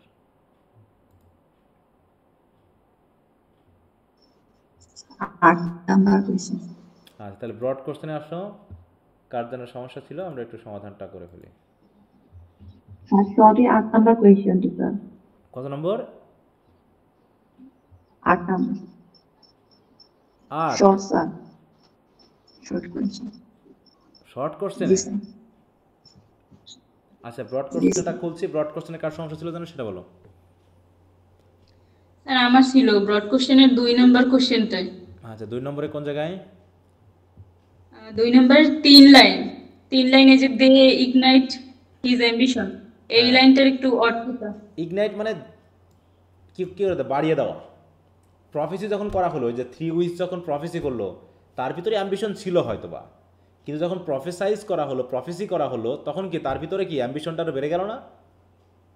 তখন তো সে ভেবে নিল যে আমি তো অনেক হয়ে গেছি। ইগনাইট মানে কি, দে ইগনাইট হিজ অ্যাম্বিশন, দেখো দেয়ার প্রফেসিস, তারপর হচ্ছে manipulate his sense of fate and contribute to his eventual downfall. তার মানে তাদের এই প্রফেসির মাধ্যমে তারা কি করলো, হ্যাঁ তারা তাদের এই প্রফেসির মাধ্যমে, এখানে আসলে এখানে একটা মানে প্রিপোজিশন মিস গেছে কিনা, they ignite his ambition with their prophecy, এখানে উইথ হবে, হ্যাঁ উইথের জন্যই বুঝি নেই, বা হয়তো মনে হয়েছে যে এখানে কমা হইতে পারতো এরকম না, কমা না এখানে, হ্যাঁ ওই জন্য উইথ দেয়ার প্রফেসি, তাহলে প্রফেসির মাধ্যম দিয়ে তারা তার অ্যাম্বিশনটাকে বাড়িয়ে দিল এবং manipulate his sense of fate, তাই তো, এই যে একটু উইথ দিয়ে নিও, দেখছো ধরা খেয়ে গেছে, ওই যে মাঝে মাঝে টাইপ টুইপ করতে গিয়ে অনেক সময় মিসিং টিসিং হয়ে যায়, হ্যাঁ, and contribute to his eventual downfall. However while they provide the spark Macbeth himself make the crusher, মানে তারা তার শুধুমাত্র একটু আগুন জ্বালিয়ে দিল, মানে একটু শুধু ঠোকা দিল, আর মানে ম্যাকবেথ পুরোটাই গ্রহণ করে নিল। এটা এইটুকু তো নাকি? স্যার এটার পরে যে এক নম্বরে দ্য ইনিশিয়াল প্রফেসিসের ওইটার নিচের লাইনটা, the witches first appear in act one scene on setting the eerie tone, ওইটার অর্থ সেটিং হইতে, হ্যাঁ ইয়ারি মানে কি, ইয়ারি মানে এক ধরনের মানে ভয়ানক, বা কি বলবো, এক ধরনের ওই লম খাড়া করা, মানে ভয় অনেক সময় লম খাড়া হয়ে যায় না, এরকম একটা সেন্স বলা হচ্ছে, ঠিক আছে তো। ইয়ারি মানে হচ্ছে এক ধরনের ভয়ানক, ফেয়ারফুল, তাই তো, বা দেখো এগুলো ডিকশনারিতে খুঁজে টুজে নিবা মাঝে মাঝে, দেখো দেখো স্ট্রেঞ্জ অ্যান্ড ফ্রাইটেনিং, হ্যাঁ অদ্ভুত এবং ভয়ানক এক ধরনের সেন্স, আনক্যানি যেটা কারো বলা যায়, হ্যাঁ দেখো মিনিং ইন বাংলা যদি বলি কী বলে, দেখো তো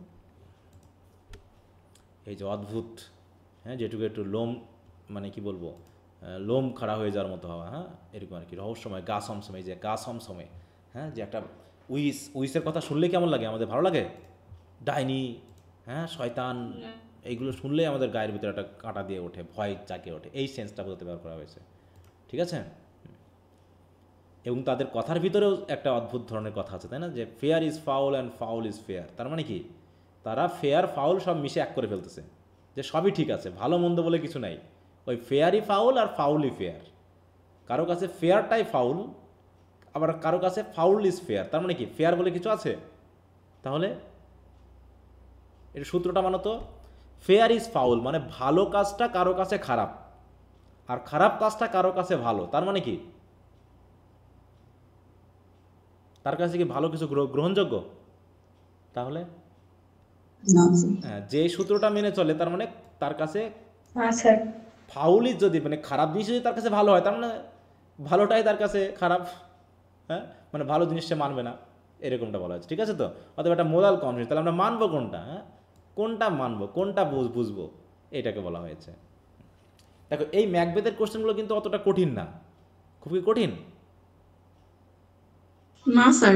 এখন বলো স্যার আপনি তো নাই বলতেছেন, গল্প তো আমরা পড়েছি নাকি, কোশ্চেনও কঠিন, আবার কোটেশনগুলো ইজি, হ্যাঁ মানে ম্যাকবেথের ইয়াতে খুব একটা কঠিন না, এবং যেহেতু তোমরা গল্পগুলো আমি যেহেতু পড়াই দিয়েছি, এখন কোশ্চেন পড়তে গিয়ে খুব বেশি মানে মানে খুব যে না বুঝতে পারতেছি, যদি অ্যাবস্ট্রাক্ট ধারণা হয়, যেটা আমরা এই যে ফার্স্ট পড়লাম, এটা একটু সমস্যা হতে পারে, ওই জায়গায় যেহেতু গল্পের থেকে তোমার ওই মানে কম্পারেটিভ স্টাডিটা একটু বেশি আছে, ওই জায়গায় একটু সমস্যা হতে পারে, হ্যাঁ কিন্তু গল্প রিলেটেড যেগুলো, যেমন Macbeth is a tragic hero, এটা তো একদম কমপ্লিট একটা গল্প, এবং এটা অনেকটা ওই যে গ্রিক ট্র্যাজেডির কিছু বৈশিষ্ট্য নিয়ে এসে ওটাকে প্রমাণ করার চেষ্টা করা হবে, তাই না, যেটা আমরা ইডিপাসকে প্রমাণ করেছিলাম, তাই না, তারপরে হ্যাঁ ওই যে ট্র্যাজিক হিরোর যে বৈশিষ্ট্যগুলো, ওগুলোই তো আমরা, যেটা আমরা সেকেন্ড ইয়ারে পড়েছিলাম পয়েটিক্স থেকে, তাই না, ট্র্যাজিক হিরোর বৈশিষ্ট্য মনে আছে কি,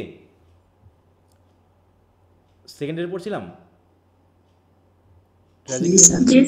এটা আমরা আবার থার্ড ইয়ারে, ওটা আবার থার্ড ইয়ারও পড়বো আবার, দেখো আর আবার সেই কোশ্চেন আনসারগুলো একই ধরনের, দেখো ওই একই রকম, একই জায়গা, একই রকম কোটেশন, একই জিনিস, হ্যাঁ আচ্ছা আর কারো,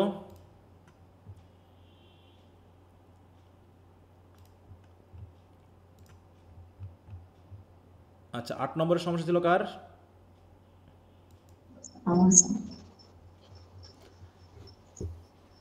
আর একটা অনুরোধ করি তোমাদেরকে, হ্যাঁ বলো কোনটা, স্যার 8 নাম্বার কোশ্চেনটা স্যার বুঝতে পারিনি, আনসারটা পড়ে বুঝি। ড্যাগার সিন কি মনে আছে? ড্যাগার সিন কোনটা? লাস্টের সিনটা কি স্যার? ওইটা স্যার এগুলো বুঝতে পারি না তাই। মানে ড্যাগার সিন কিন্তু তুমি আমাকে সেটা বলো যে ড্যাগার সিন বলতে কোনটাকে বোঝানো হচ্ছে? সেই সময় কি গল্পটা পড়েছিলে স্যার যে বইতে কোন সময় ড্যাগার জি সিন স্যার। কোন সময় এসেছিল এই ঘটনাটা? কেউ বলতে পারবা যে ড্যাগার সিন বলে যে ঘটনাটা ঘটছে এটা কোন সময়ের? ডানকানকে মারতেছে ডানকানকে মারতে যাওয়ার আগে নাকি? সে যখন তাকে খুন করতে যাবে তার সামনে এসে ড্যাগার দেখা যাচ্ছে নাকি?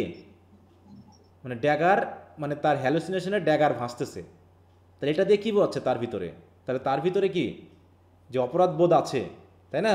এবং সে যে মোটামুটি যে অপরাধটা করতে আছে এটা যে বেশিক্ষণ সে সহ্য করতে পারবে না সেটাকে কি নির্দেশ করা হয়েছে না? যে সে একটা খুন করতে গিয়ে যদি সাইকোলজিক্যালি অপরাধ বোধ থাকে তাহলে তো সে খারাপ কাজটা করতে পারবে না। এটা এখানে সেটা দেখো the dagger scene is one of the most pivotal moment in Macbeth, marking the final stage of Macbeth's moral descent. মানে অলরেডি সে তো উইজদের কথা শুনে সে তো অপরাধের মধ্যে ঢুকে গেছে। শেষে সে যখন খুন করতে যাবে ঠিক তার আগে দেখো, before he commits the murder of the king, তখনই সব বোধ করতেছে যেন চারিদিকে শুধু ড্যাগার দেখতে পাচ্ছে। This scene is significant for several reasons. It reveals Macbeth's disturbed psychological state and it symbolizes the inevitability of Duncan's murder.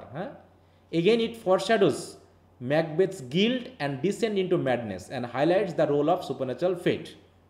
তাই না? তার যে গিল্ট, তার যে গিল্টটা সেটাকে আগে থেকে জানিয়ে দিয়েছে যে সে খুন করার পরে তাহলে যে ড্যাগার সিন দেখতে পায় সে তো অবশ্যই কার যেন দেখতে পাচ্ছিল চেহারা খুন করার পরেও। কাকে হত্যা করেছিল সে পরে? ওই যে ব্যাংকুর গোস্ট দেখতে পাচ্ছিল না? সে কিন্তু ব্যাংকুর গোস্ট দেখতে পাচ্ছিল। তার মানে এই ড্যাগার সিনের ম্যাটার, তার মানে বোঝা যাচ্ছে যে অলরেডি তার ড্যামনেশন কোন পর্যায়ে পৌঁছে গেছে সেই জিনিসটা ওখান থেকে আমরা আন্দাজ করতে পারতেছি। তারপর through powerful imagery and soliloquy Shakespeare build suspense and gives the audience into insight into Macbeth in that. তাহলে এটা কিন্তু একটা সলিলোকি। এই সময় তো স্টেজে আর কেউ ছিল না, সে তো একাই ছিল নাকি? সে কিন্তু একাই ছিল এবং এই জিনিসটা বারবারই তার মানে মাথায় আসতেছিল, মনে মনে ঘুরতেছিল। এই জায়গাটা কিন্তু বলা হয়েছে। তাহলে প্রথম হচ্ছে ম্যাকবেথ হ্যালুসিনেশন আর reflection of his inner conflict.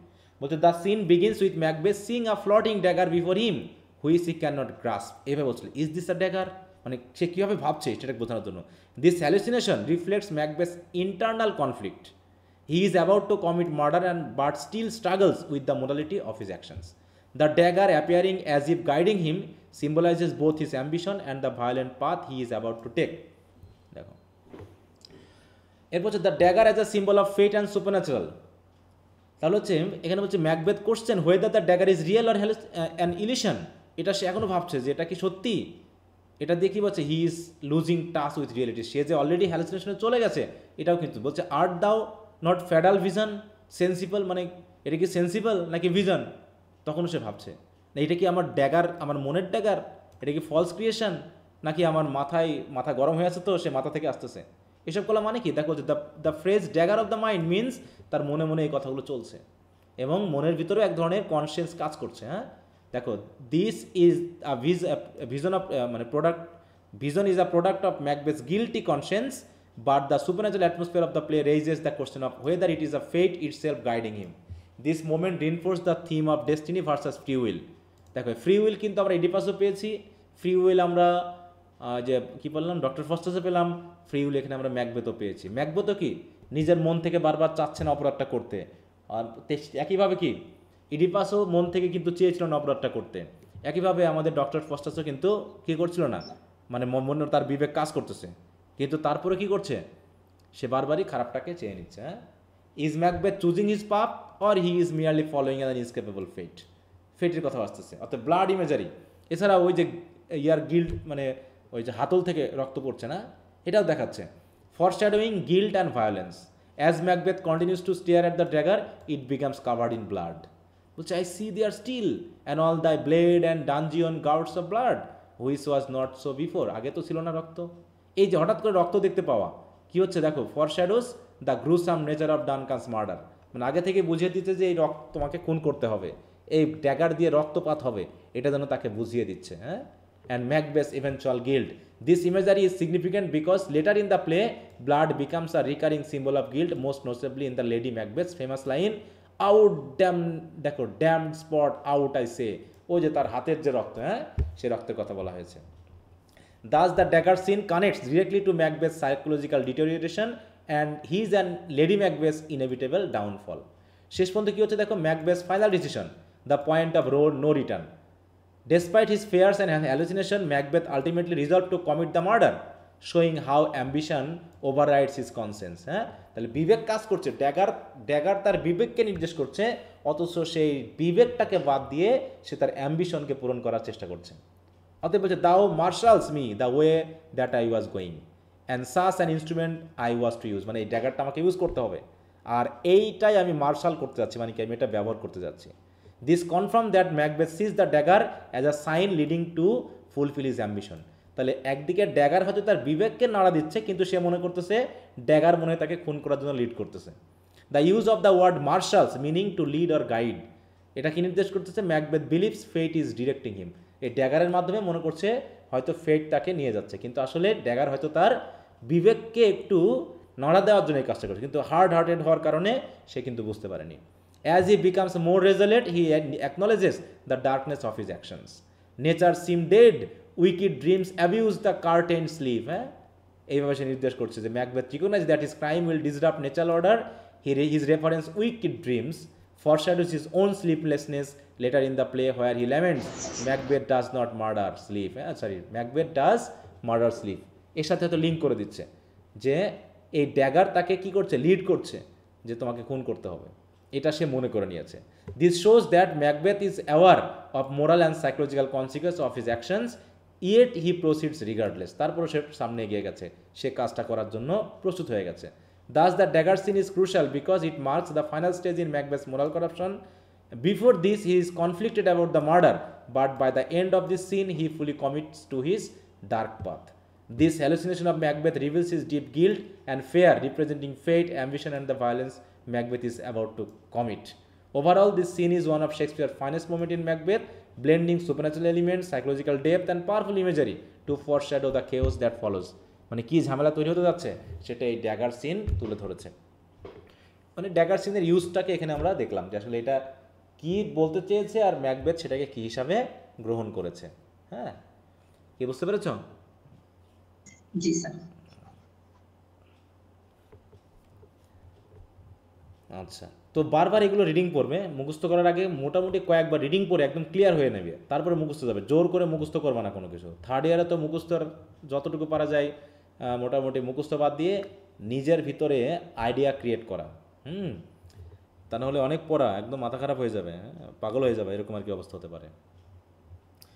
আচ্ছা, তো ভালো করতে হলে এটুকু পড়তেই হবে, আর দয়া করে একটু কষ্ট করে পড়ো। অনেকে অলরেডি মনে ক্লাস থেকে লিভ নিয়েছে, 50-60 জন ছিল, তার ভিতরে 50% অলরেডি দে হ্যাভ গন। হ্যাঁ, they need not to study all this things, they already know them. এবং পরবর্তী পরীক্ষার পর রেজাল্টের সময় বলবে স্যার আমি ভালো পরীক্ষা দিয়েছিলাম, ঠিক আছে, কিন্তু ভালো খারাপ রেজাল্ট হয়েছে, কিন্তু কি করা যাবে, যে যার মতো। ওই যে free will, man is created by God but has been given the free will and he is the free will agent and he can do whatever he likes. সে যা খুশি তাই করতে পারে। করছে না মানুষ এখন যা খুশি তাই? বলো, সবসময় করেছে, এখন না, সৃষ্টির পরেই করেছে মানুষ। যেহেতু গড অ্যাডাম ইভকে সৃষ্টি করেছেন, তাহলে আবার অ্যাডাম এবং ইভের ভিতরে তেমন কিছু সৃষ্টি করা যেত যে ওটা ওই কাজটা করবেই না, কিন্তু না, তিনি তাদেরকে ফ্রি উইল করে দিয়েছে, যে তাদেরকে সাবধান করা হয়েছে, but according to their will they have done that. হ্যাঁ, এটা করা হয়েছে। লোভটা একটা বড় জিনিস। ওকে, তো এই হলো মোটামুটি আমাদের তাহলে আলোচনা। আমি তাহলে মনে করলাম যে ম্যাকবেথ এবং ডক্টর ফস্টাস সম্পর্কে তোমাদের একটা আইডিয়া হয়ে গেছে। এই টেক্সট দুটা থেকে অবশ্যই 2টা কোশ্চেন তোমরা পারবা লিখতে, এবং মিনিমাম 3টা কোশ্চেন আসবে এখান থেকে, ঠিক আছে? এই 2টা থেকে 3টা কোশ্চেন আসবে, তাহলে 5টার ভিতরে 3টা কোশ্চেন কিন্তু হয়ে গেল, ঠিক আছে? স্যার আমাদেরকে একটু টেস্ট নেবেন হিন্দি গ্রামার উপর? হ্যাঁ, একটু পরে নেবো, আগে 5-6 মাস যাক, তারপরে নেবো, এখন নেবো না, এত তাড়াতাড়ি নেওয়া যাবে না। হ্যাঁ, আগে পড়ো, আরও ডেভেলপ হোক, তারপরে নেবো। এত তাড়াতাড়ি টেস্ট নিয়ে ওই মানসিক চাপ দেওয়া যাবে না, ওটা আগে 6 মাস হবে তারপর, এখন না। এখন শুধু পড়তে থাকো, বেশি বেশি ওয়ার্ড স্টক বাড়াও, বেশি বেশি সেন্স বাড়াও, এবং একটার সাথে একটা কানেক্টেড করো। দেখো ইডিপাস রেস্ক এবং মোটামুটি কি বলতেছি ডক্টর ফস্টাস এবং ম্যাকবেথ একই ধরনের না, অনেকটা একই থিমেটিক আইডিয়া, একই ধরনের বিষয়, এগুলো বুঝতেছো কিনা এগুলো এখন অ্যাসেস করো, বিষয়গুলোকে বোঝার চেষ্টা করো। কোশ্চেন আনসার পরে ও পরীক্ষা 3-4 মাস আগেও তুমি পড়তে পারবা, তখনই যথেষ্ট যদি তুমি তোমার মানে আইডিয়াটা ডেভেলপ করতে পারো, কোনো ব্যাপার না এগুলো। আচ্ছা, তো তাহলে আজকে থেকে আমাদের পড়াটা বন্ধ থাকবে এবং আগামী আমরা কবে পড়বো আবার? একদম 5 তারিখ, ঠিক আছে তো? মার্চেন্ট অফ ভেনিস কোশ্চেনগুলো দিলে ভালো হতো। আমি দিয়ে দিব, আমি মার্চেন্ট অফ ভেনিস, তারপর হচ্ছে ফেয়ারি কুইন আমি দিয়ে দিব। এর ভিতরে যার যা পারার আমি লিখেও দিব এই জায়গায় যে এইগুলো তোমরা এর ভিতরে শেষ করবা। ছুটি যেহেতু অনেক দিন, ঈদের 2-3 দিন আনন্দ করলেই হবে, ধর্ম পালন করলে, বাকিগুলো একটু পড়ে নিও, ঠিক আছে তো? আচ্ছা, তোমাদের কোনো কথা আছে? আর কোনো? আচ্ছা, তাহলে কথা নেই মানে নেই, তাহলে আজকে এ পর্যন্তই। তো সবাই ভালো থাকো, সবার জন্য ঈদের অগ্রিম শুভেচ্ছা জানালাম আমার দিক থেকে। সবাই সুস্বাস্থ্যে থাকবা, সুন্দরভাবে থাকবা এবং ধর্মীয় গাম্ভীর্যপূর্ণভাবে ধর্মটা পালন করবা, এটুকু চাই। দিয়ে আবার তোমাদের সাথে কথা হবে। আর এর ভিতরে যেন সৃষ্টিকর্তা সব রকমের বিপদ আপদের হাত থেকে আমাদেরকে রক্ষা করেন, ঠিক আছে তো? তো সবাই ওকে, ঠিক আছে, তোমরাও চলে আসো মেহেরপুরে যদি ছুটি পাও। হ্যাঁ, আচ্ছা, তো ঠিক আছে। So good night, thank you. আসসালামু আলাইকুম। ওয়ালাইকুম আসসালাম।